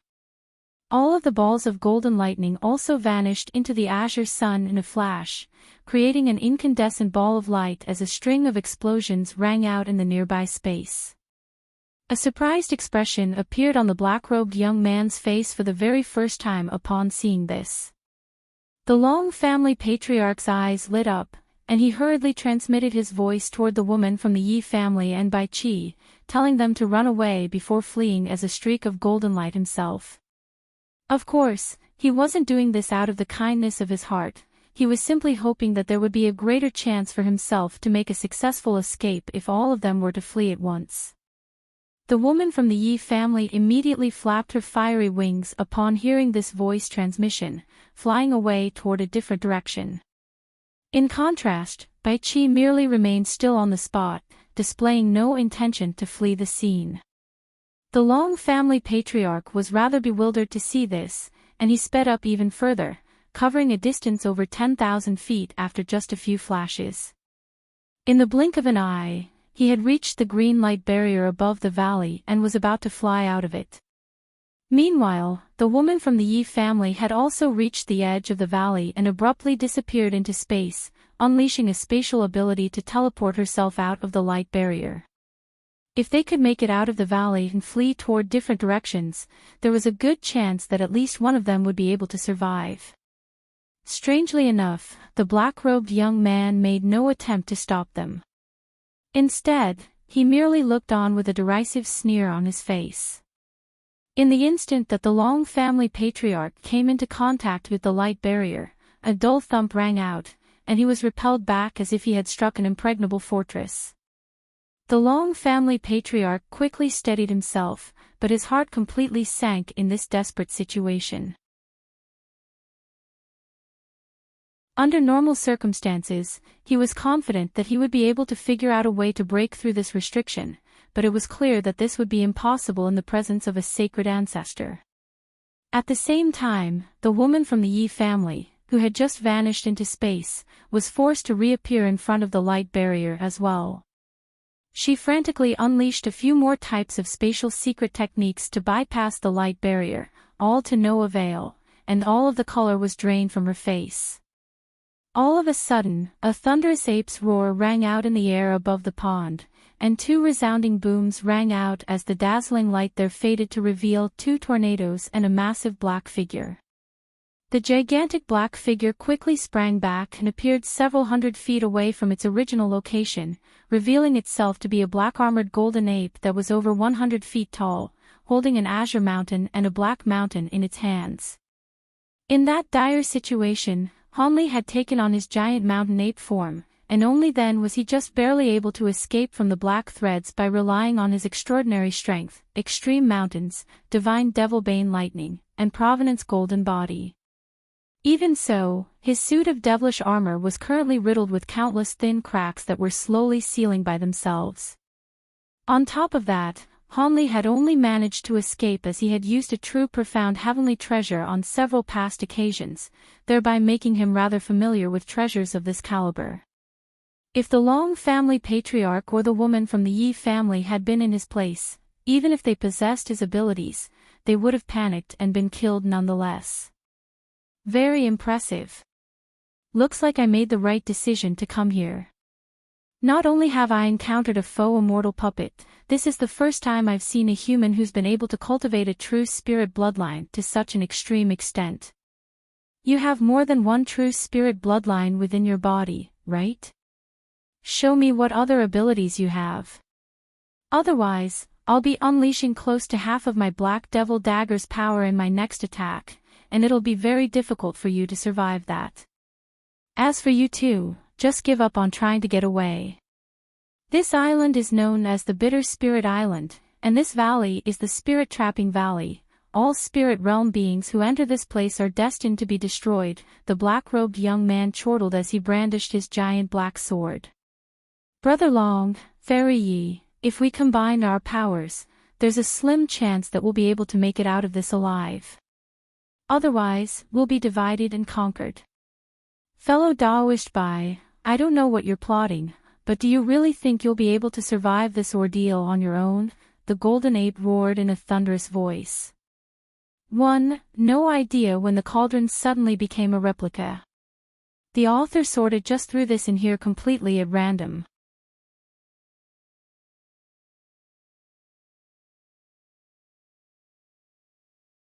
A faint smile appeared on Bai Chi's face as he laid a hand onto the top of his own head, following which a silver talisman emerged, then transformed into a projection that was around 10 feet tall. Hanli focused his gaze on the projection to find that it depicted a white-robed elderly man with white hair, but a set of youthful facial features, creating a rather peculiar contrast. The Long family patriarch and the woman from the Yi family exchanged a bewildered glance upon seeing this, but neither of them did anything. After all, the situation couldn't get any worse, so they were naturally eager to see if some type of change could arise. The projection hovered in front of Bai Chi and inspected its surroundings briefly before settling a calm gaze on the black-robed young man. The projection was clearly imbued with a wisp of someone's soul, and it cupped its fist in a salute toward the young man. Long time no see, fellow Daoist Yuan Yen. I didn't expect to see one of the three patriarchs here. Weren't fellow Daoist Mie Qing and fellow Daoist Wu Chang responsible for overseeing the island? Where have they gone? This grand ascension stage spirit being seemed to be familiar with this sacred ancestor Yuan Yen. Even the steadfast Hanli couldn't help but be alarmed upon hearing the term patriarch, and the woman from the Yi family and the Long family patriarch's hearts sank even further. The black-robed young man's pupils contracted slightly at the sight of the projection, and he said in a cold voice, Mie Qing and Wu Chang have some other matters to attend to, so I've been looking after this island for the past 1,000 years. Looks like you still haven't given up on the two treasures on this island, but you should be well aware that sending some body integration stage beings to this place is completely futile. Having said that, if you're here in person, then that would be an entirely different matter. Our spirit race is currently dealing with an invasion from you devilish beings. Otherwise, perhaps I really would have made a trip here in person. It's been many years since we last met. Have you achieved any breakthroughs in your nightmare devilish arts? I'm preoccupied with other matters, so I could only send these juniors into your elder devil realm in my stead. Looking at the situation now, Everyone seems to have perished aside from Bai Qi. Aren't you being a little too hasty, fellow Daoist? The spirit monarch said in a calm manner. You should be glad I've left one of your juniors alive. If you keep spouting useless nonsense, don't blame me for killing him as well. The black-robed young man said in an impatient manner. Your temper hasn't changed at all compared to when we last met tens of thousands of years ago. All right, let me keep this short then. I would like to exchange something for an opportunity for this junior of mine to obtain a clean spirit lotus and enter the spirit cleansing pond. Would you be open to this, fellow Daoist? I had originally planned to propose this exchange to Mia Qing and Wu Chang, but I didn't expect you to have replaced them, the spirit monarch projection sighed in a resigned manner. Do you think I would believe something like this? Even if Mia Qing and Wu Chang were here, they wouldn't engage in any exchange with spirit realm beings. Alright, if that's all you have to say, then I'll send this junior of yours on his way. I'll be taking this wisp of your soul as well. The black-robed young man was completely unconvinced, and he raised the giant sword in his hand again as a cold smile appeared on his face. The Long family patriarch and the woman from the Yi family immediately prepared for battle, and a wary look also appeared on Han Li's face. However, the spirit monarch projection then suddenly said something that made the black-robed young man stop cold in his tracks. So I take it that you're not interested in a realmfall stone, fellow Daoist. What? A realmfall stone? You possess such a thing? Hold on, what do you know about this? The black-robed young man exclaimed before a thought suddenly occurred to him, and a ferocious look appeared in his eyes. I know far more than you imagine, fellow Daoist. I've lived for far longer than the Grand Ascension stage beings from the other races of the spirit realm, so isn't it only normal that I know some things that are beyond their knowledge? With a realmfall stone, you'll be able to delay the tribulation of your elder devil realm for at least 10,000 years, but I'm sure you're aware of that already. Have a good think about this before you give me your verdict, the spirit monarch said in a confident manner. The black-robed young man began to ponder the proposal with a contemplative expression while Han Li's trio looked on in bewilderment, trying to decipher what their conversation entailed. I had speculated since a very long time ago that you're definitely not originally a being from the spirit realm. Seeing as you're aware of such an important secret of our holy realm, it looks like my suspicions have been confirmed. It's just a pity. The black-robed young man shook his head gently as he spoke. A pity? Are you not aware of how important a realmfall stone is to your elder devil realm? The spirit monarch asked as his brows furrowed slightly with befuddlement. It's a pity that you encountered me, and you definitely shouldn't have disclosed this to me. A peculiar smile appeared on the black-robed young man's face as he slashed his black sword toward Bai Qi while making a grabbing motion toward the spirit monarch projection with his other hand.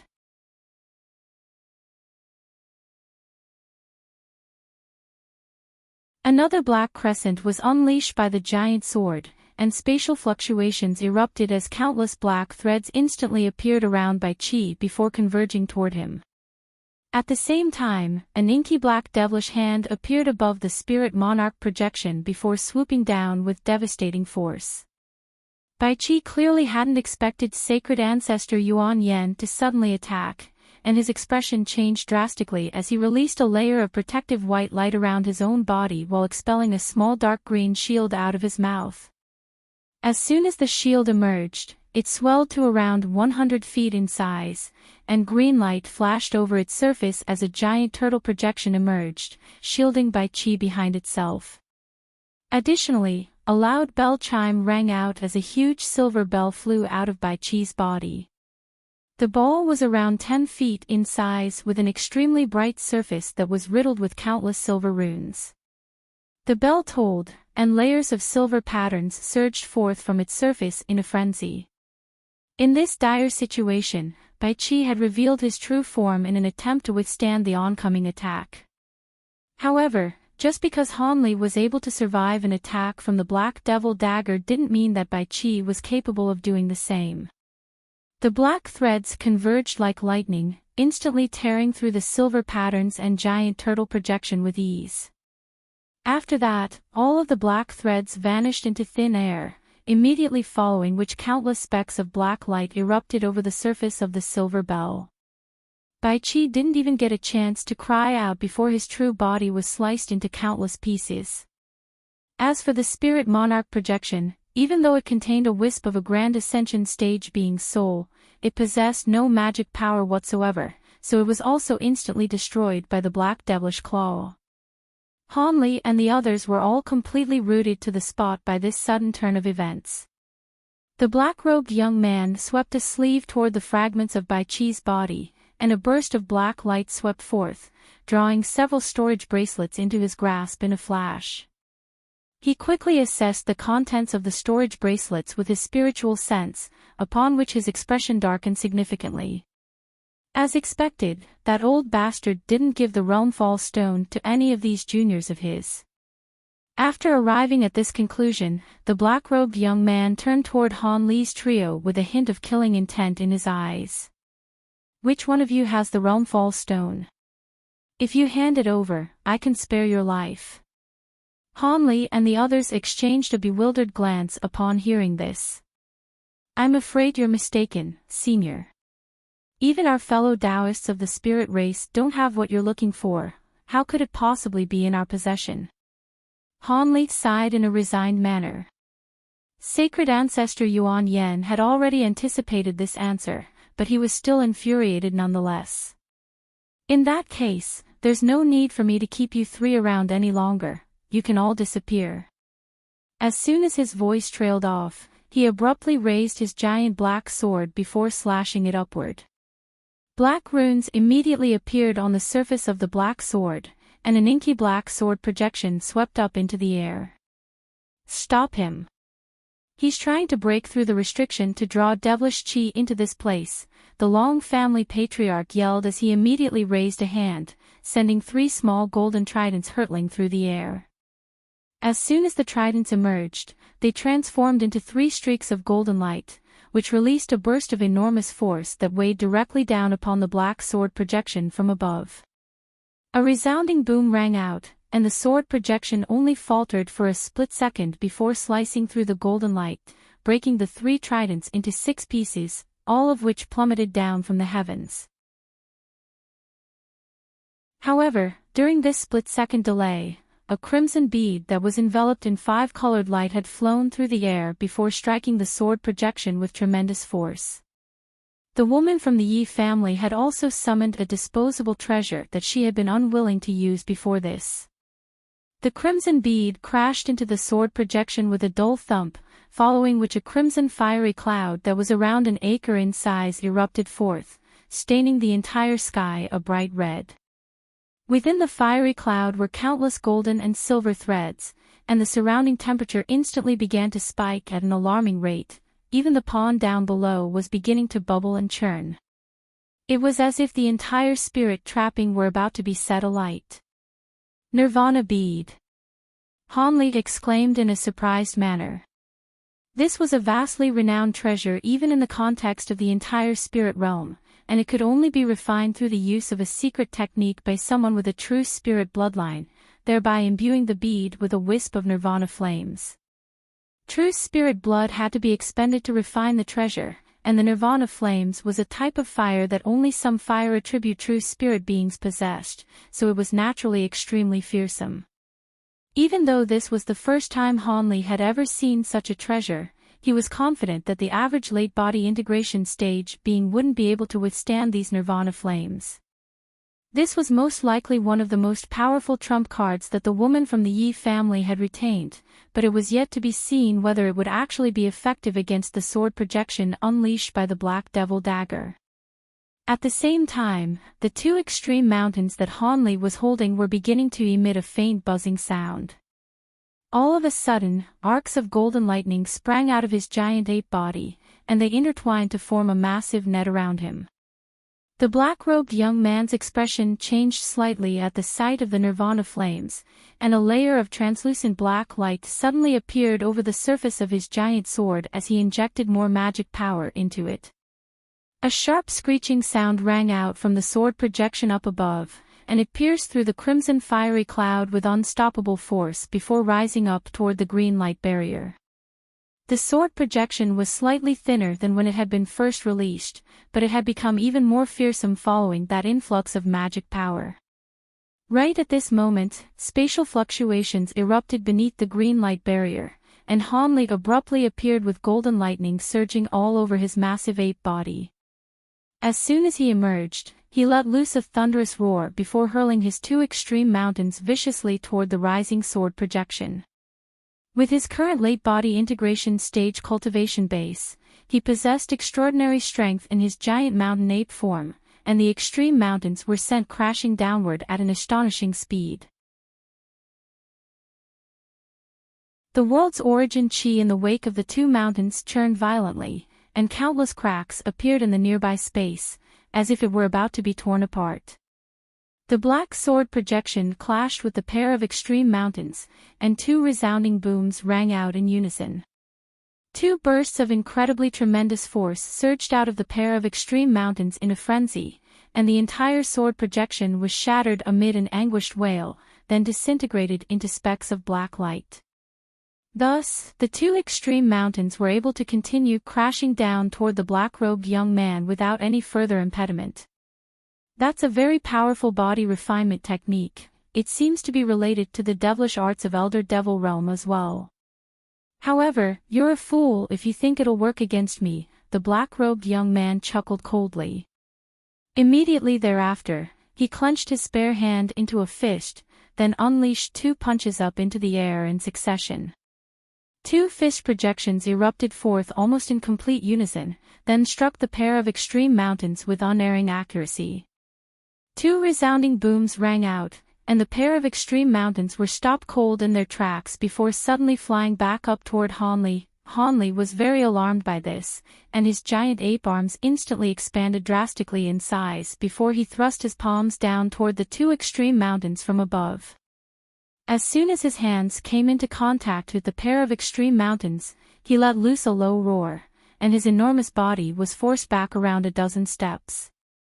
With each backtracking step he took, space beneath his feet rippled as if he were stepping onto solid ground. A hint of shock flashed through his eyes. Only now did he realize that as one of the three devilish patriarchs, Yuan Yan's powers were far superior to those of the average Grand Ascension stage being. Even his physical body was significantly more powerful than Han Li's. Right at this moment, two streaks of light flashed through the air, and the Long family patriarch and the woman from the Yi family arrived beside Han Li. They were afraid of being divided and conquered by sacred ancestor Yuan Yan, so they immediately joined Han Li before looking down with a grim expression.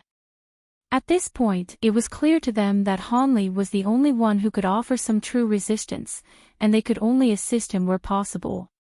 After sending the pair of extreme mountains flying with his fists, a derisive sneer appeared on the black-robed young man's face, yet just as he was about to say something, an unexpected turn of events suddenly unfolded. A barely visible white thread suddenly sprang forth from the fragments of the silver bell that was Bai Chi's true body, then instantly flew over to the faux immortal puppet that was hovering beside sacred ancestor Yuan Yan. Sacred ancestor Yuan Yan faltered slightly upon seeing this before hurriedly reaching out toward the white thread like lightning, but it was already too late. The white thread vanished into the faux immortal puppet's body in a flash, and a furious look appeared on sacred ancestor Yuan Yan's face as he grabbed toward the puppet instead.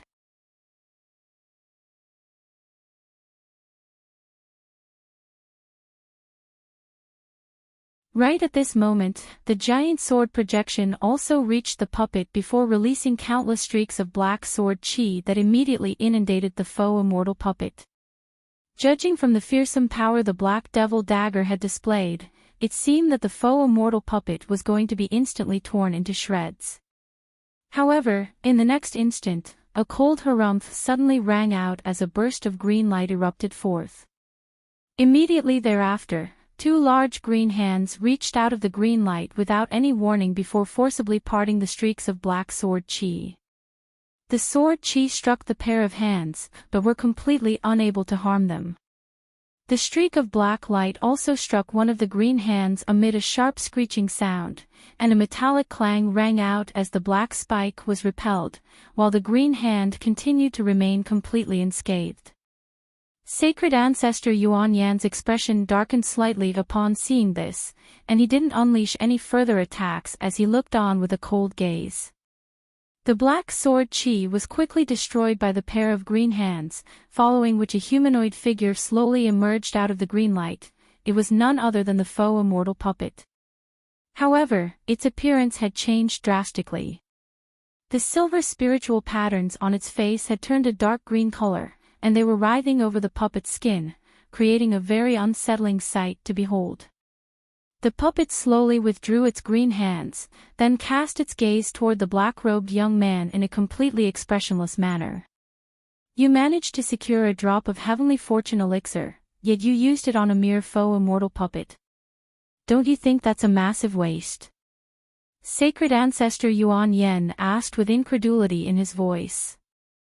If that were a drop of true heavenly fortune elixir, then I would have already used it to refine a heavenly fortune pill. That was a drop of foe immortal elixir, which is 10 times more diluted compared to heavenly fortune elixir, so it's perfect for this foe immortal puppet. The foe immortal puppet harumphed coldly in response. I see. If it's 10 times more diluted, then it'll be nowhere near efficacious enough to refine a heavenly fortune pill. Even so, it still contains a hint of immortal spiritual qi, which can replace immortal crystals to activate some of the foe immortal puppet's true power. Having said that, how many attacks do you think the puppet will be able to unleash with such a paltry amount of immortal spiritual qi? Sacred Ancestor Yuan Yan scoffed in a derisive manner. I don't need to worry about that. I don't think you'll even be able to withstand a single attack from this foe immortal puppet in your current state. The foe immortal puppet harumphed coldly before stomping a foot down violently and propelling itself through the air as a faint green shadow.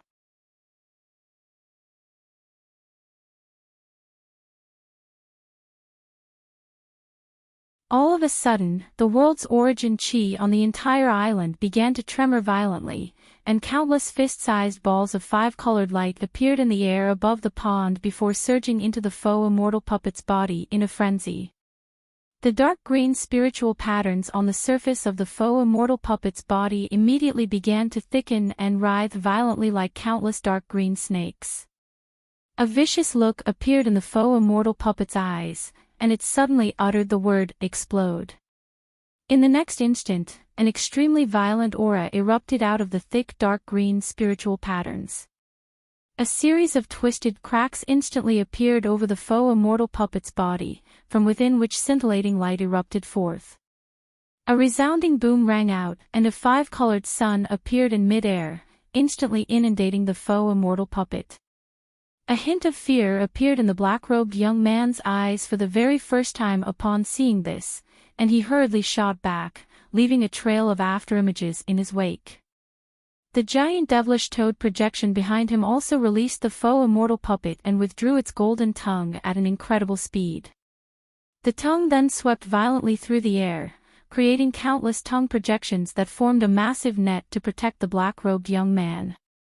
The five-colored sun shrank slightly, then expanded before completely exploding. It self-detonated. Run! The Long family patriarch and the woman from the Yi family were scared witless upon seeing this. With the power that the foe immortal puppet had just displayed, there was no way they would be able to survive its self-detonation from such a close range. They certainly couldn't count on the spirit monarch's soul fragment to hold back during its self-detonation. Perhaps it harbored the intention of killing everyone here. After all, he had just discussed an extremely secretive matter with Sacred Ancestor Yuan Yan in the form of that proposed exchange, so he most likely wouldn't want anyone who knew of this information to remain alive. Hanli was also stunned by this drastic turn of events, and he immediately hurled his pair of extreme mountains forward. The two mountains swelled to over 1,000 feet in size each amid a flash of spiritual light, and black light also swelled from his suit of devilish armor as it released countless black runes, which formed a light barrier to shield him from all sides. Immediately thereafter, his provenance golden body also appeared behind him, and as soon as it emerged, it thrust its 6 hands up into the air in unison. 6 balls of golden light shot forth, then converged to form a rapidly rotating golden vortex with a diameter of around 300 feet. At the same time, a loud buzzing sound rang out from Han Li's sleeve, and tens of thousands of golden beetles surged forth, rapidly forming a dense beetle shield ahead of him. Meanwhile, the Long family patriarch and the woman from the Yi family were also unleashing their final trump cards in a desperate bid to save their own lives. The Long family patriarch let loose a loud dragon's roar and transformed into a 5-clawed golden dragon that was over 100 feet in length. The dragon's entire body was covered in shimmering golden scales, and it opened its cavernous mouth to expel a golden bead. The bead was only around the size of an egg, and there were cloud-like patterns of light spread all over its surface. The bead rotated on the spot, following which a giant golden flower emerged from within it. As for the 5-clawed golden dragon itself, all of its scales began to stand up on end, then detached themselves from the dragon's body and shot forth through the air. The scales then swelled drastically in size amid a flash of golden light, conjuring up countless palm-sized golden shields that created a watertight barrier around the dragon. The golden dragon then let loose a long roar and curled up into a giant golden ball.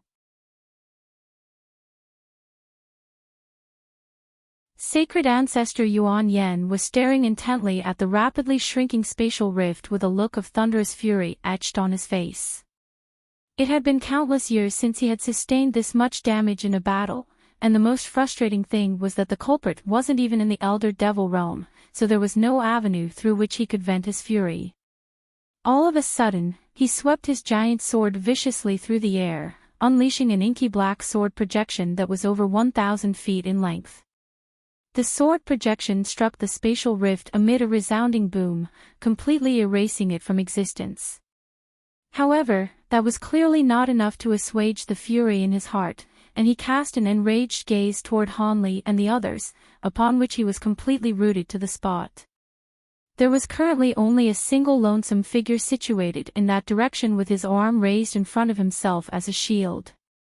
There were 2 small mountains hovering on either side of him, but their surfaces were riddled with cracks, and the spiritual light shimmering from them had also dimmed significantly. As for the insect shield formed by over 10,000 mature gold-devouring beetles, only a small section of it remained, consisting of around 3,000 gold-devouring beetles. The mature gold-devouring beetles naturally hadn't been destroyed, they had merely been knocked flying or stunned unconscious by the fearsome explosion. As for the provenance golden body, it was nowhere to be seen, most likely having been destroyed during the explosion. The lone figure was naturally none other than Han Li, and not only had he reverted back to his human form, his suit of black devilish armor was riddled with countless thin cracks. However, Han Li himself appeared to be completely unscathed. As for the Long family patriarch and the woman from the Yi family, they had already been completely wiped out of existence by the force of the explosion. The 2 of them had unleashed extremely powerful trump cards to defend themselves with all their might, but they still hadn't managed to escape this tragic fate, and that was sufficient testament to just how fearsome that explosion had been. It was precisely because of this that the black-robed young man was so stunned that Han Li had managed to remain completely unscathed. He forcibly repressed the fury in his heart and scrutinized Han Li intently, as if he were trying to figure out how Han Li had survived that ordeal. However, Han Li was paying no heed to the black-robed young man whatsoever, nor was he inspecting his 2 damaged extreme mountains or what remained of the insect shield. Instead, he was staring at his own arm with a bewildered look on his face. All of a sudden, his suit of black devilish armor exploded into a burst of devilish chi that dissipated into space amid a dull thump. He then cast his gaze toward the spots where the Long family patriarch and the woman from the Yi family had been not long ago before heaving a long forlorn sigh.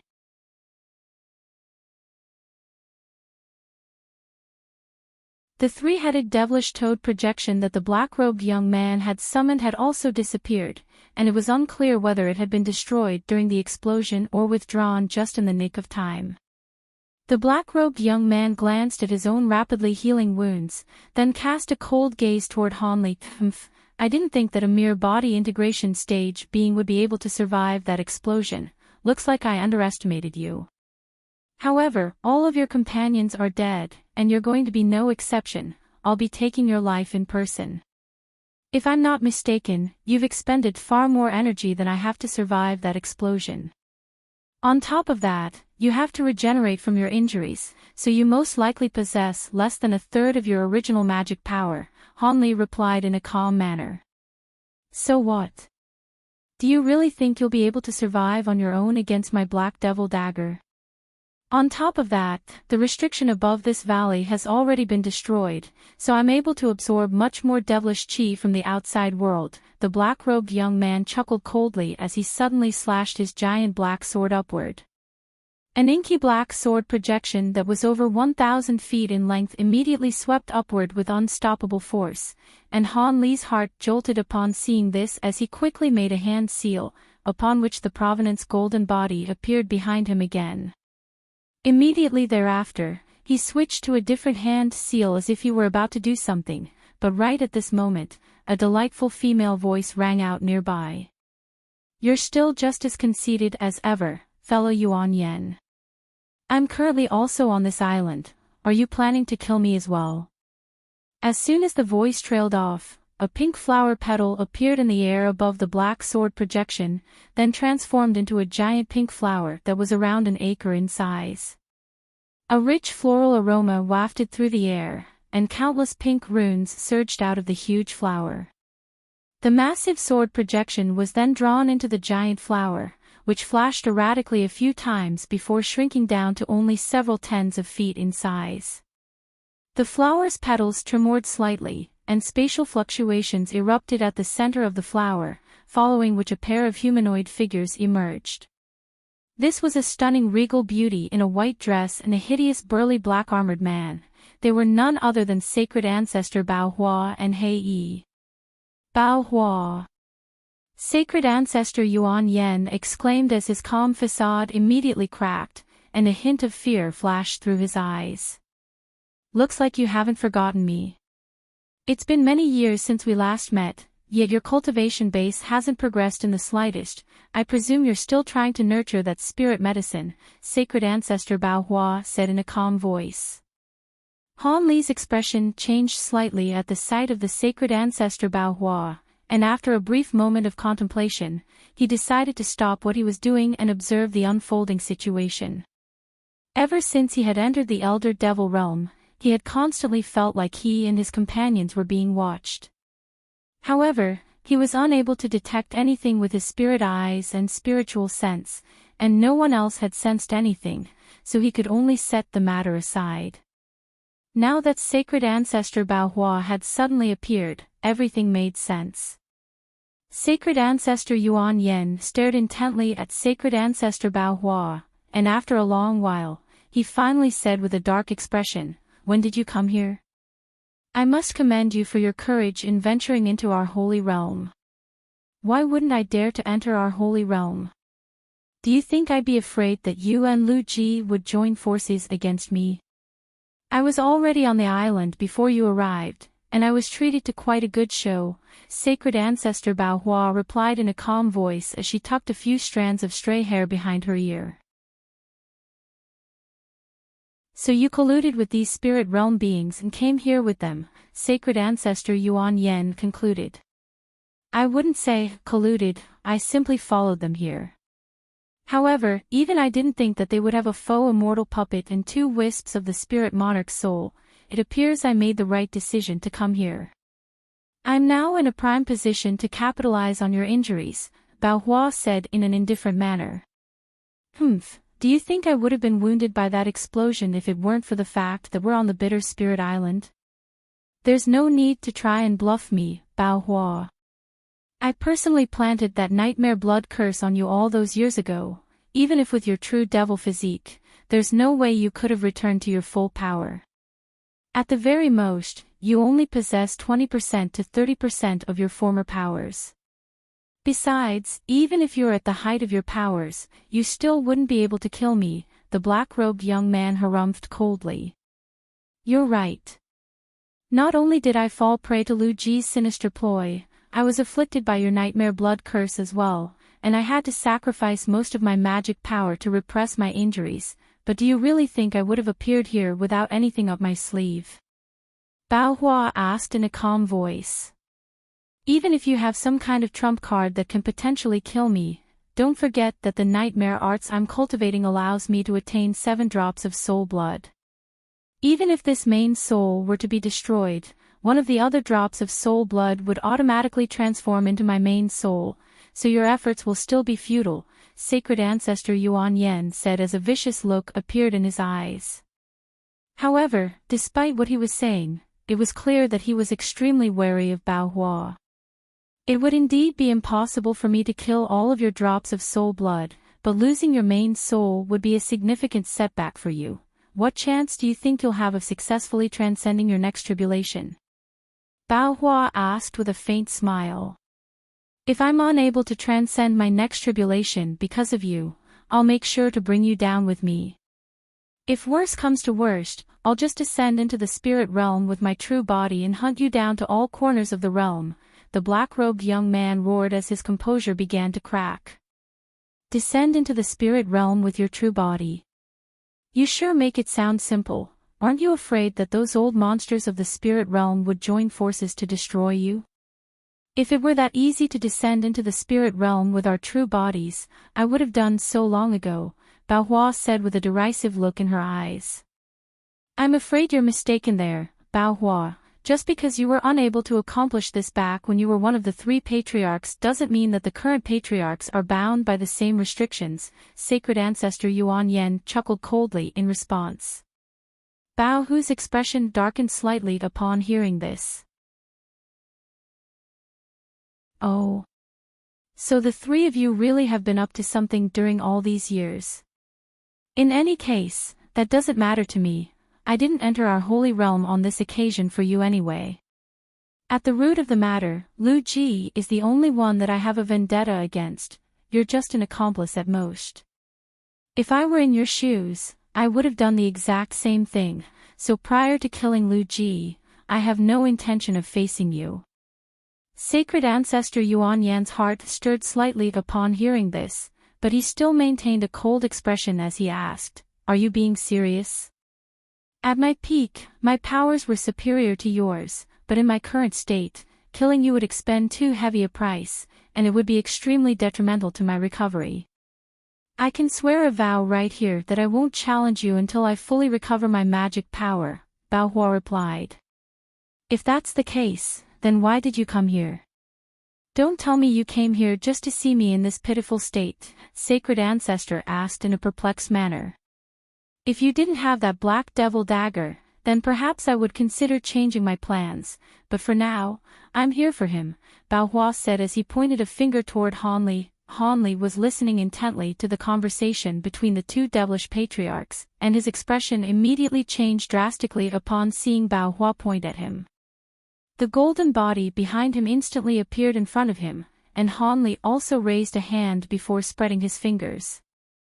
The Provenance golden body shuddered as its chest suddenly began to cave in, and a fist-sized hole was punched into its body amid a flash of white light.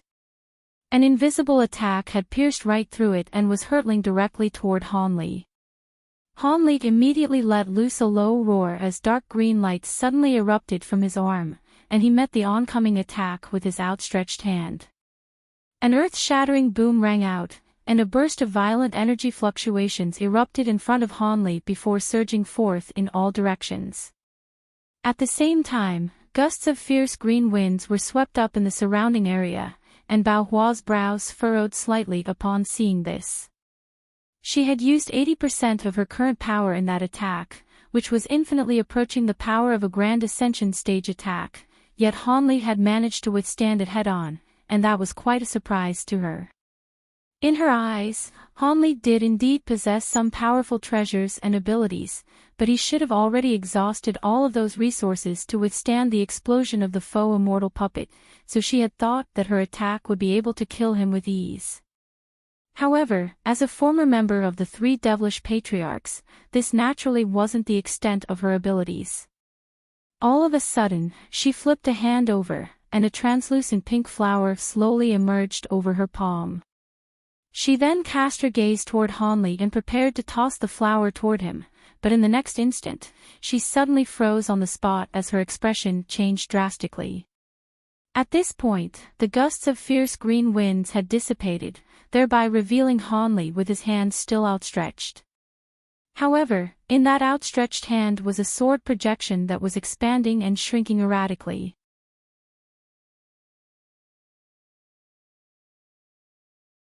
Chapter 2101, Holy Nirvana Physique and Profound Heavenly Sword. The green sword projection appeared to be very ordinary, but upon closer inspection, one would discover that it was formed entirely by green runes that were each around an inch in size.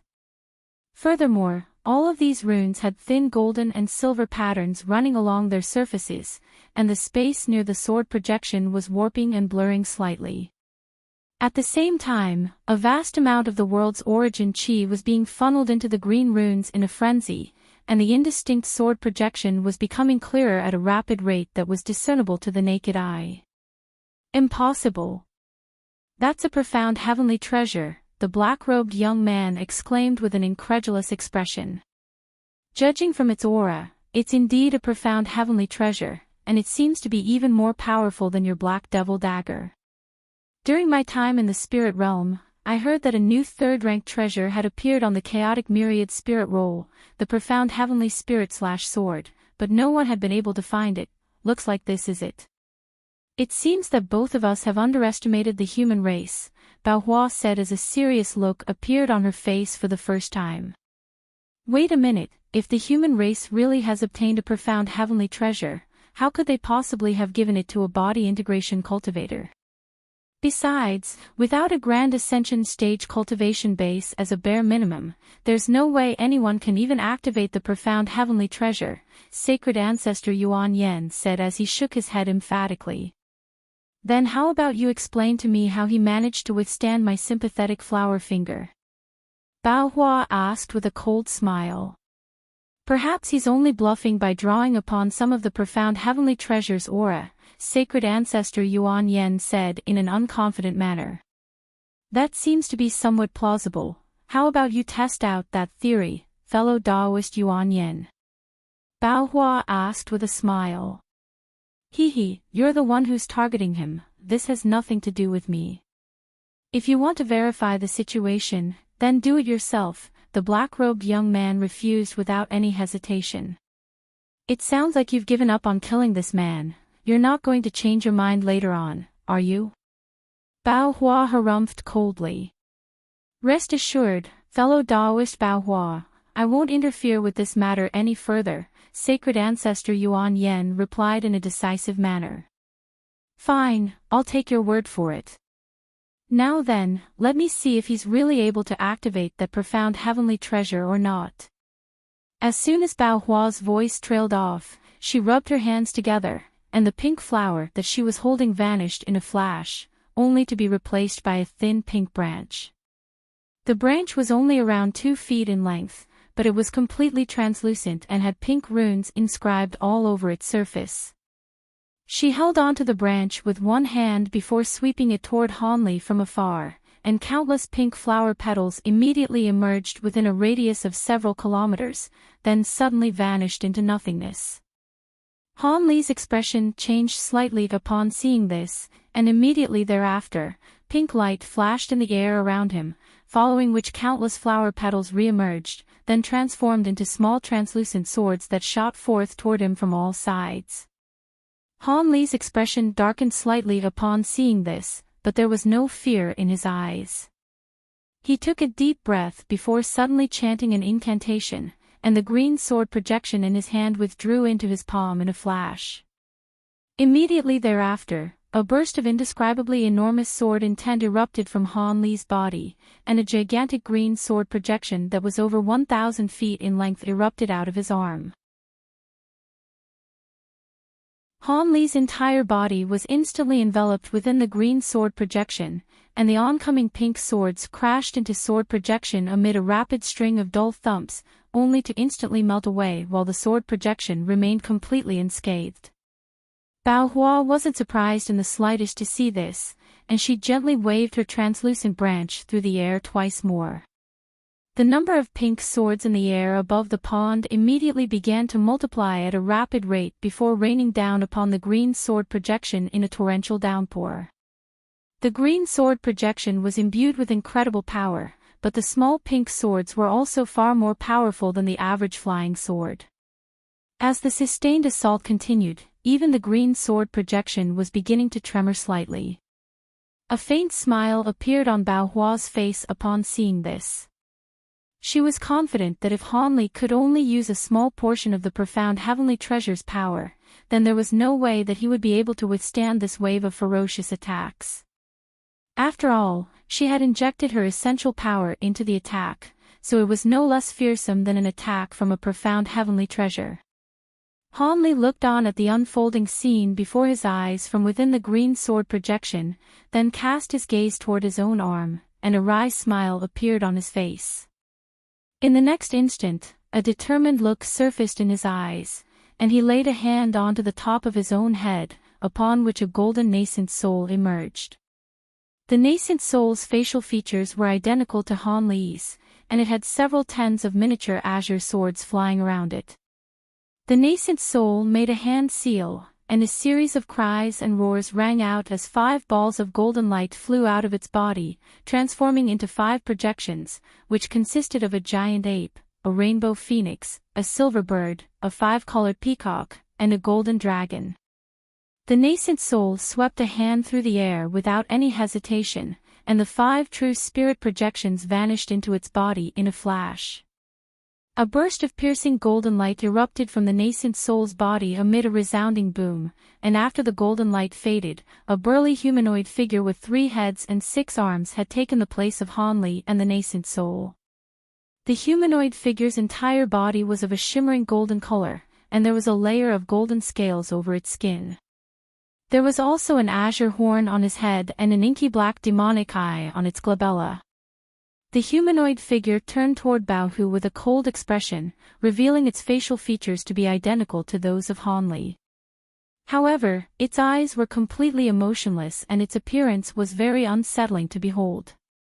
The black-robed young man looked into the humanoid figure's eyes for only a brief moment, but his eyes were immediately struck by a sharp burst of pain. He hurriedly focused his gaze on the humanoid figure, and an astonished look immediately appeared on his face. This is the holy nirvana physique. How is he related to sacred ancestor Nyepan? Isn't he the only one who's attained this physique? A hint of bewilderment had also appeared in sacred ancestor Bao Hua's eyes. It is indeed the holy nirvana physique, but he hasn't completely mastered it yet and can only just barely summon it. The question is whether he'll be able to undergo the second stage transformation. Right at this moment, Han Li suddenly let loose a low roar, then abruptly raised his arm, upon which a small dark green sword that was only several inches in length emerged amid a flash of green light. The sword had countless golden and silver projections revolving around it, and Bao Hua's heart immediately sank upon seeing this. It really is a profound heavenly treasure. With his holy nirvana physique, it won't be impossible for him to wield the profound heavenly treasure. Han Li took an ambiguous glance down at the small green sword that had emerged from his arm, then turned toward Bao Hua in an expressionless manner. Do you still want to continue? If we were outside of this island, would be no match for you even with this profound heavenly treasure, but if you insist on a battle here, it'll most likely conclude in a mutually detrimental outcome.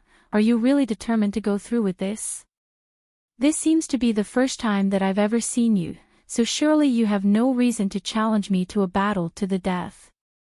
With the holy nirvana physique and that profound heavenly treasure, you are indeed an opponent that's worthy of my respect. Looks like I still underestimated you, after all.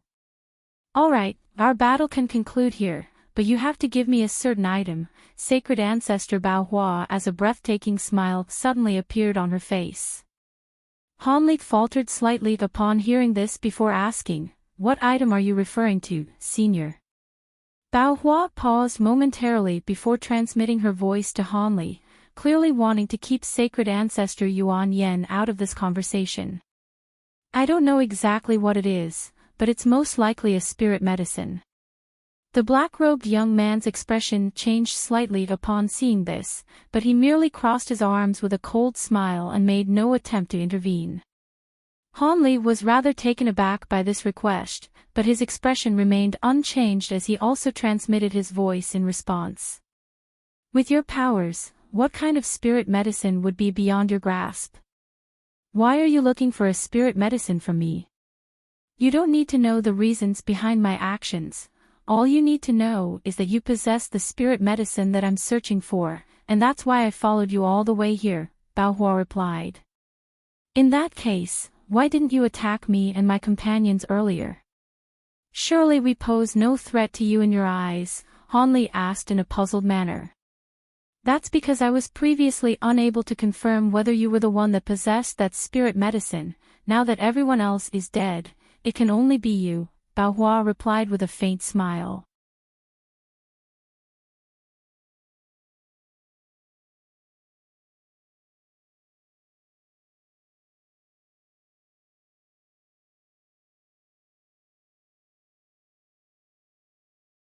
Chapter 2103, Reemergence of the Silver Seed Pod Devil Refining Herb. Bao Hua and Yuan Yen exclaimed in unison at the sight of this new spirit medicine, and the latter immediately sprang forward, instantly vanishing on the spot. In the next instant, a burst of black light flashed before Han Li, and sacred ancestor Yuan Yen reappeared amid a gust of fierce winds before reaching out toward the spirit medicine like lightning. His face was currently slightly twisted, and he was staring intently at the silver spirit herb with bloodshot eyes, as if he had become completely fixated on it. Han Li's expression darkened upon seeing this, and he immediately swept a sleeve through the air, upon which the chunk of five-colored glacial ice vanished in a flash. Immediately thereafter, he let loose an enraged roar as he launched a golden-scaled fist through the air. A resounding boom akin to an explosive thunderclap rang out, and golden and black light intertwined as powerful shockwaves erupted in all directions. The entire sky tremored violently, and countless thin white rifts appeared in the nearby space before quickly fading again. At the epicenter of the explosion, two humanoid figures flew back in opposite directions, and only after shooting back several hundred feet did they both manage to steady themselves. It seemed that Han Li and sacred ancestor Yuan Yen had been evenly matched during that clash. Han Li turned toward the black-robed young man with a frosty expression, and yelled, "Are you planning to take my spirit medicine by force? If so, I'd be more than happy to take you on." As soon as his voice trailed off, a golden devilish head appeared on one of his shoulders amid a flash of golden light, and a golden-scaled devilish arm also emerged on either side of his body. Having attained 2 heads and 4 arms, Han Li clenched his 4 fists at once, and a terrifying aura that was several times more powerful than what he had previously possessed erupted from his body. Second Nirvana Transformation. So you really have cultivated the holy Nirvana physique to a higher level. Bao Hua murmured to herself as a hint of surprise flashed through her eyes. As for sacred ancestor Yuan Yen, a wary look had appeared on his face at the sight of the new form that Han Li had adopted. However, the devil refining herb was clearly extremely important to him, and he took a deep breath before announcing, "That devil refining herb has no use to you. If you're willing to hand it over to me, I'll immediately leave this place, and I won't interfere with this matter any longer." Devil refining herb. That's the first time I've heard this name. Would you be able to introduce it to me? Han Li asked in a cold voice. Just like the Heaven Voice Lightning Core, the devil refining herb is a spirit medicine that should only exist in the upper realm.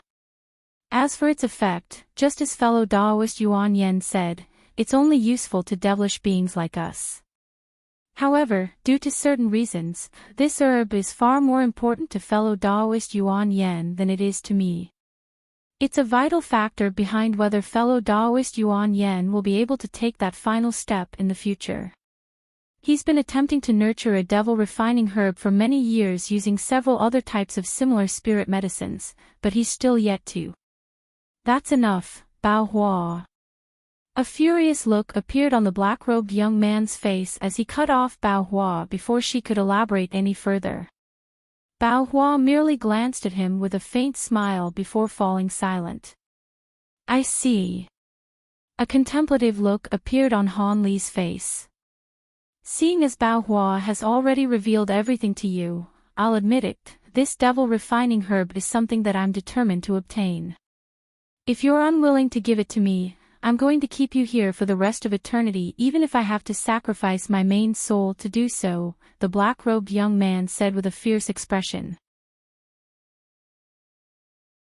Seeing as it has no use to me, I'm certainly willing to hand it over, but don't you think it's far too naive of you to expect me to hand it over free of charge?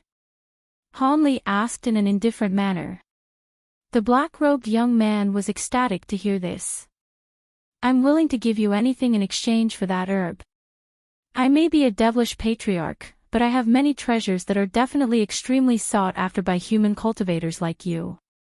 After witnessing Han Li's second nirvana transformation, he wasn't confident in his ability to capture Han Li by force, so he was switching to a more gentle approach.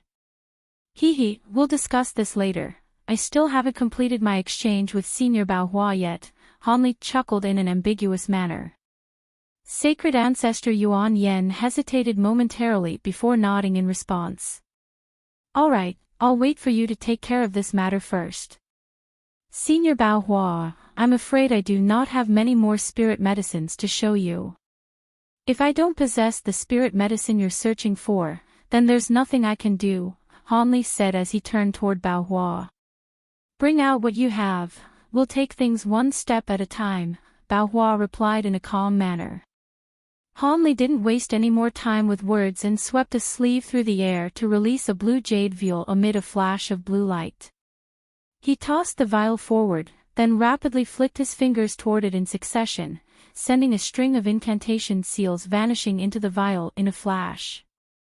The jade vial tremored, and a burst of rich water attribute spiritual chi erupted out of its opening, following which a white spirit spring emerged.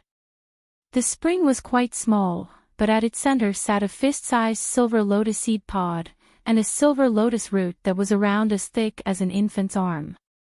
The seed pod was attached to the lotus root by a thin shimmering silver stem that had an extremely smooth surface, and it gave off a pristine sense of surrealism.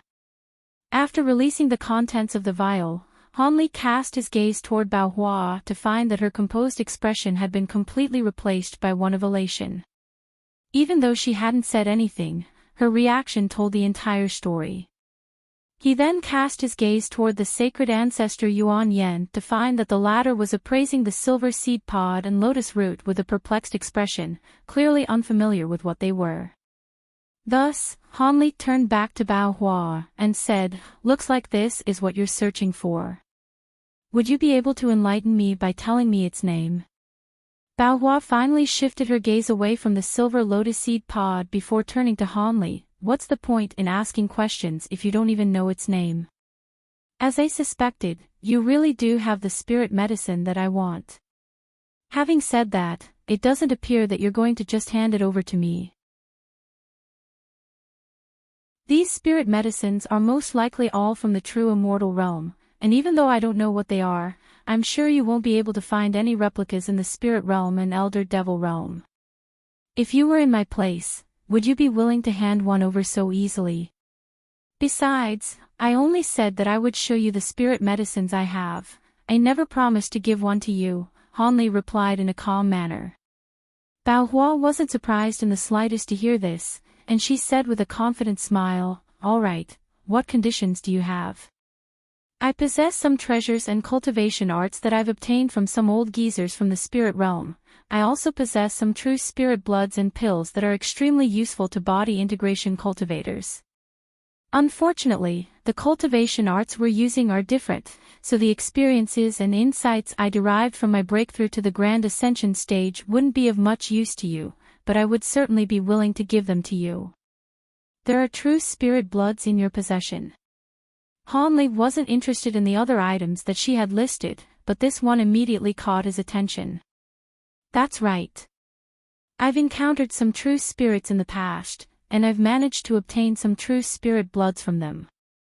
I can see that you're only able to forcibly unleash your holy nirvana physique by drawing upon the power of several types of true spirit bloodlines, so I'm sure true spirit bloods will be extremely useful to you, Bao Hua said with a smile. I do indeed need true spirit bloods, but not all types of true spirit blood will be useful to me. Please tell me what types of true spirit blood you have in your possession, Hanli said in a calm manner. Sure, I possess the true spirit bloods of the Black Phoenix, the six-winged bone dove. Thus, Bao Hua began to rattle off a list of true spirits. Hanli listened intently to her list before shaking his head without any hesitation. I'm afraid none of those will be useful to me. Do you have any other types of true spirit blood?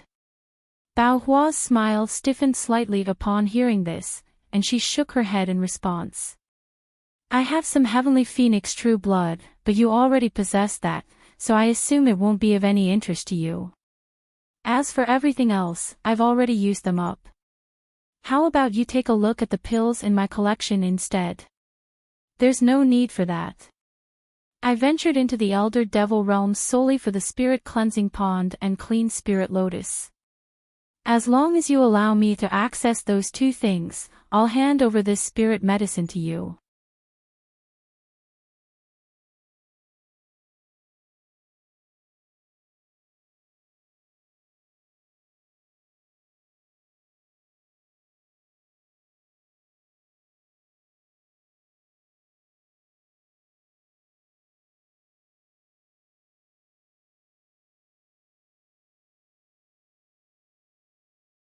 Is that so? I'd advise you not to underestimate them. The human and demon races aren't particularly prominent in the spirit realm, but all of their past Grand Ascension stage beings have been remarkable characters. That's evidenced by the fact that they've been able to withstand all of the past invasions from our holy race. Furthermore, that old monster of the spirit race is definitely no ordinary Grand Ascension stage being. I've always suspected that the past spirit monarchs have actually all been manifested by the same person, and there's even a chance that he's somehow related to the true immortal realm. Otherwise, there's no way that a Grand Ascension stage being from such a minor race would be able to obtain a faux immortal puppet, Bao Hua analyzed in a calm voice. We've considered all of this before deciding on our final plan. Regardless of what trump cards those races have up their sleeves, there's no way they'll be able to resist the entirety of our race. If we weren't concerned about attracting the attention of the superpowers in the spirit realm, we would have already unleashed our entire race and completely destroyed the opposition. Even if they have someone among their ranks who's somehow related to the true immortal realm, it doesn't matter. Our sacred race also has backers from the upper realm. Besides, the laws of the upper realm state that unless an entire realm were at risk of being completely destroyed, they won't interfere with the lower realms, so there's nothing for us to worry about, Sacred Ancestor Yuan Yen replied in a nonchalant manner. Seeing as you're so confident, just pretend as if I never said anything. However, prior to coming here, I paid the original sealed site a visit, and even though I only took a look at it from afar, I could tell that the rift in the seal has expanded to several times its original size back when I was one of the 3 patriarchs. On top of that, the beings emerging from the rift have also become far more powerful. During the 2 battles that I witnessed, 1 devilish lord and over 10 spatial tempering stage devilish beings perished alongside thousands of normal guards, and this was even while they were being assisted by hundreds of puppets and countless devilish beasts. However, what drew my attention the most was that fellow Daoist Nye Pan was absent from those 2 battles. Instead, the army was being led by a clone of Lu Ji's, Bao Hua said. Yuan Yan's expression changed slightly upon hearing this. You didn't do anything to Lu Ji's clone, did you? Of course not. I may no longer be one of the three patriarchs, but I'm still a member of our sacred race. I wouldn't do something so reckless at the original sealed site for my own personal vendetta. It seems that you weren't lying when you were talking about how dire the situation has become, Bao Hua replied in an indifferent manner. Do you think I would lie to you about something like this? The black-robed young man harumphed coldly in response. I'm curious, aren't you afraid that that thing will suddenly awaken and use its body to attack the seal? Even with the seal in place, Lu Ji's clone would act as nothing more than a snack for that thing, Bao Hua asked with a cold smile. A wry smile appeared on the black-robed young man's face upon hearing this, and he replied, "It's a bit too late to be asking that question now. That thing's body already awakened for the second time 6,000 years ago, and the power it displayed was far more fearsome than even back when it had awakened for the first time. It awakened again 6,000 years ago. That's far earlier than we predicted," Bao Hua exclaimed as a hint of fear appeared in her eyes. At the time, Lu Ji and I immediately rushed to the scene upon receiving news of its awakening, but by the time we got there, fellow Taoist Nye Pan had already unleashed his third nirvana transformation to force that thing into retreating. However, Nye Pan was also severely wounded during that battle, and he was forced to withdraw all of his clones and enter a semi-hibernative state. I sent one of my clones into the sealed realm following that battle, and discovered that that thing had also exhausted all of its power and gone into hibernation as well. Nye Pan had replicated what you had done all those years ago to give our holy realm some respite, which is why Lu Ji's clone has been enough to guard the seal during this time. After all of the other beings attacking the seal are merely that thing's descendants, and even the most powerful ones among them are only comparable to average devilish lords. However, the seal has loosened even further as a result of that ordeal, so it'll most likely be able to awaken even earlier next time, Sacred Ancestor Yuan Yen signed with a resigned expression. Nye Pan's third nirvana transformation allows him to attain powers comparable to those of a true spirit for a short time, yet he was still severely wounded by that thing. Bao Hua was quite stunned to hear this. There's nothing surprising about that. Do you think that's the extent of that thing's true power? As the seal continues to loosen, that thing will gradually recover its powers, and the next time it awakens, it'll most likely be as powerful as a true immortal from the upper realm. When that time comes, there's no way we'll be able to stop it from breaking the seal. Once it leads all of its descendants into our holy realm, there will be no place for our sacred race. Not only do those things possess incredible reproductive abilities, they can directly devour all spiritual qi and devilish qi to further fuel their reproduction. Countless realms have already been destroyed by them. Otherwise, the true immortal realm wouldn't have sent an envoy down during ancient times to seal them away. Unfortunately, after such a long time has passed, the seal is beginning to come undone. We need to create a new territory for our sacred race in the spirit realm before the seal is completely torn open. In order to avoid turmoil and unrest, no one else is aware of this aside from us and the sacred ancestors. However, I don't think we'll be able to keep this a secret for much longer, the black-robed young man said in a grim manner.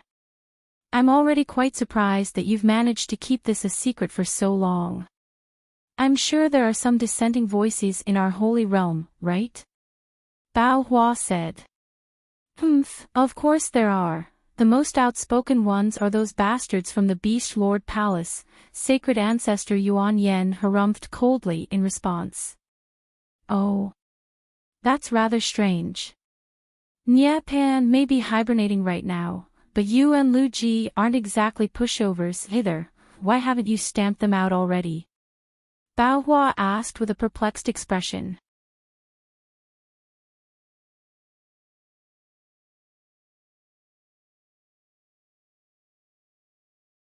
Chapter 2107, Clean Spirit Lotus. After injecting that wisp of spiritual sense into the puppet, he was able to clearly see everything within the pond through his spiritual connection with it, and the water in the pond turned out to be even more viscous than he had predicted.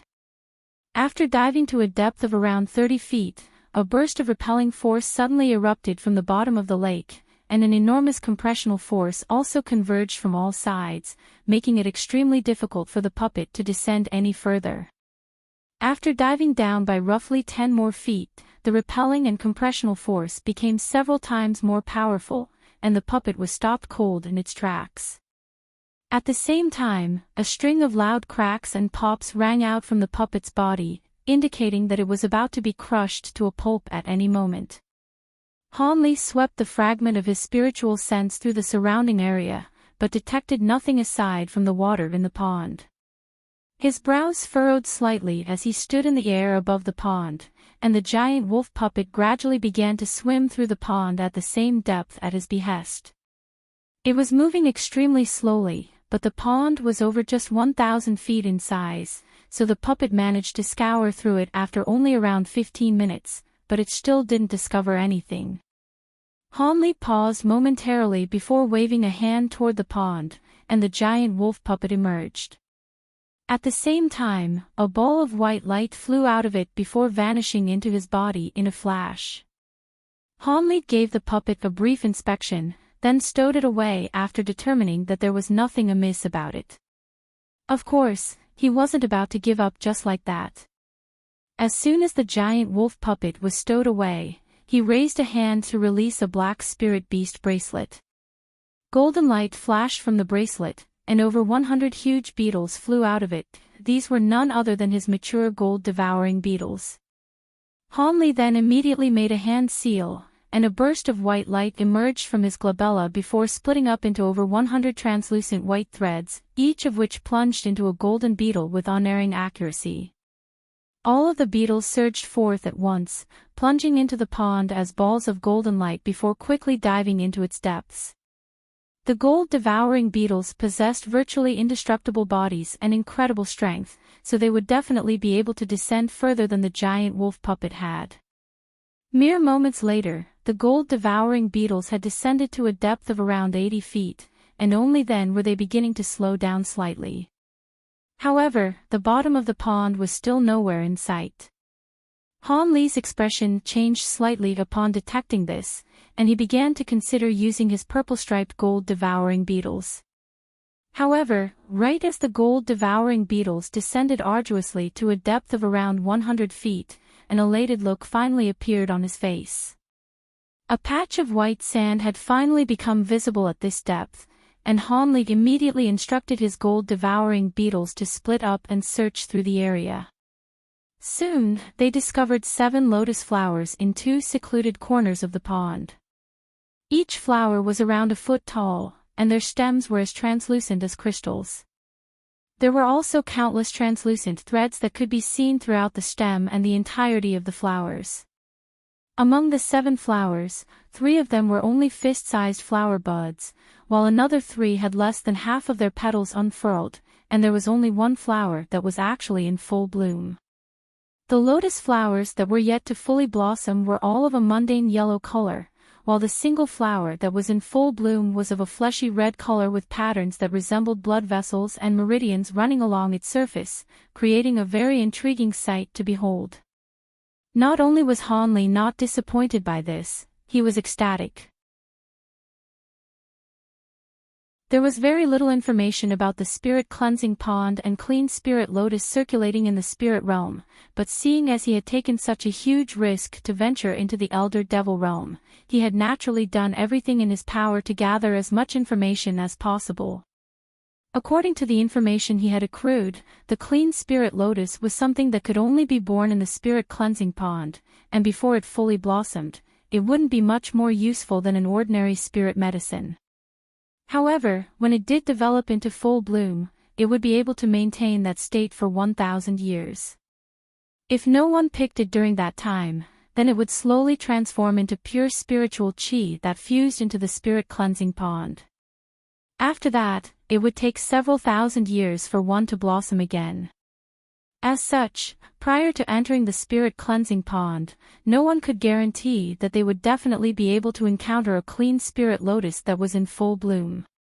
Furthermore, due to the large number of people in their group, even if they were to encounter 1 or 2 fully blossomed lotus flowers, each person would only receive 2 or 3 flower petals at most. However, now that everyone else was dead, he would be able to take this entire lotus flower for himself.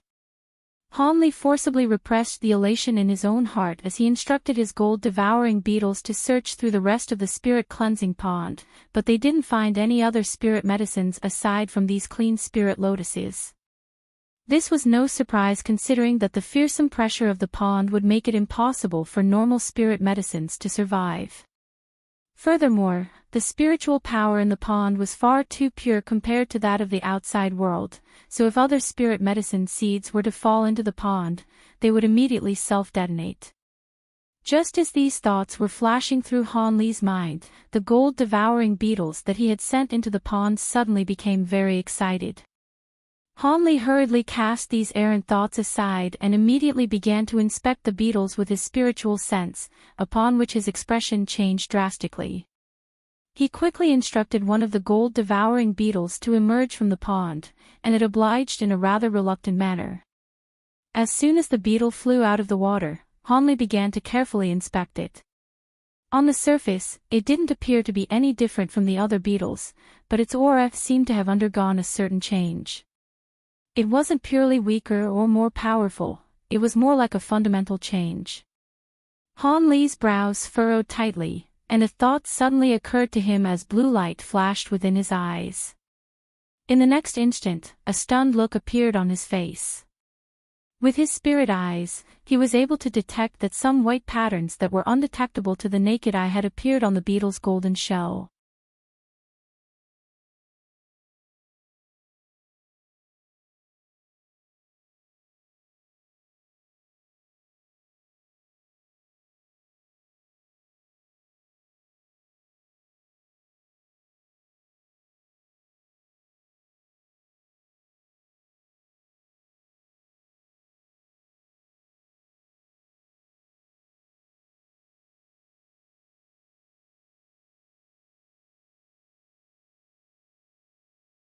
On this occasion, the purple-striped gold-devouring beetles were able to inflict deep gashes onto the light barrier, and Han Li heaved a sigh of relief upon seeing this.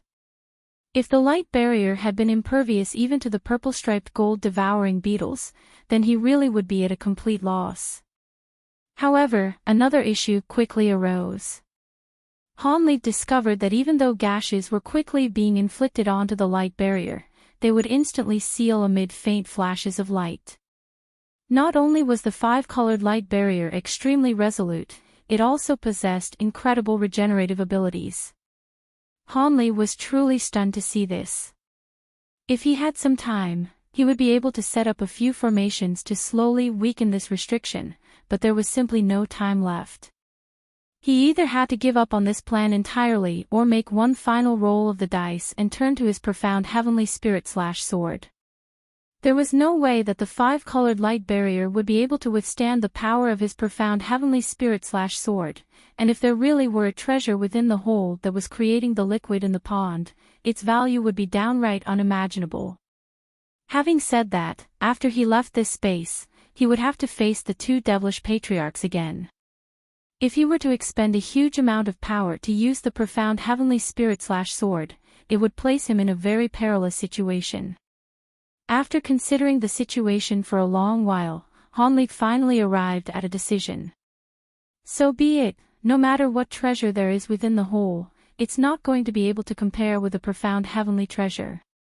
I already have an opportunity to progress to the Grand Ascension stage now, and once I make the breakthrough, I'll be able to truly control the profound heavenly spirit/sword, so there's no need for me to take such a risk. What a pity, if I had discovered this formation a day earlier, perhaps I would have some practical chances. Thus, Han Li swept his sleeves through the air, and all of the gold-devouring beetles quickly flew into his sleeve.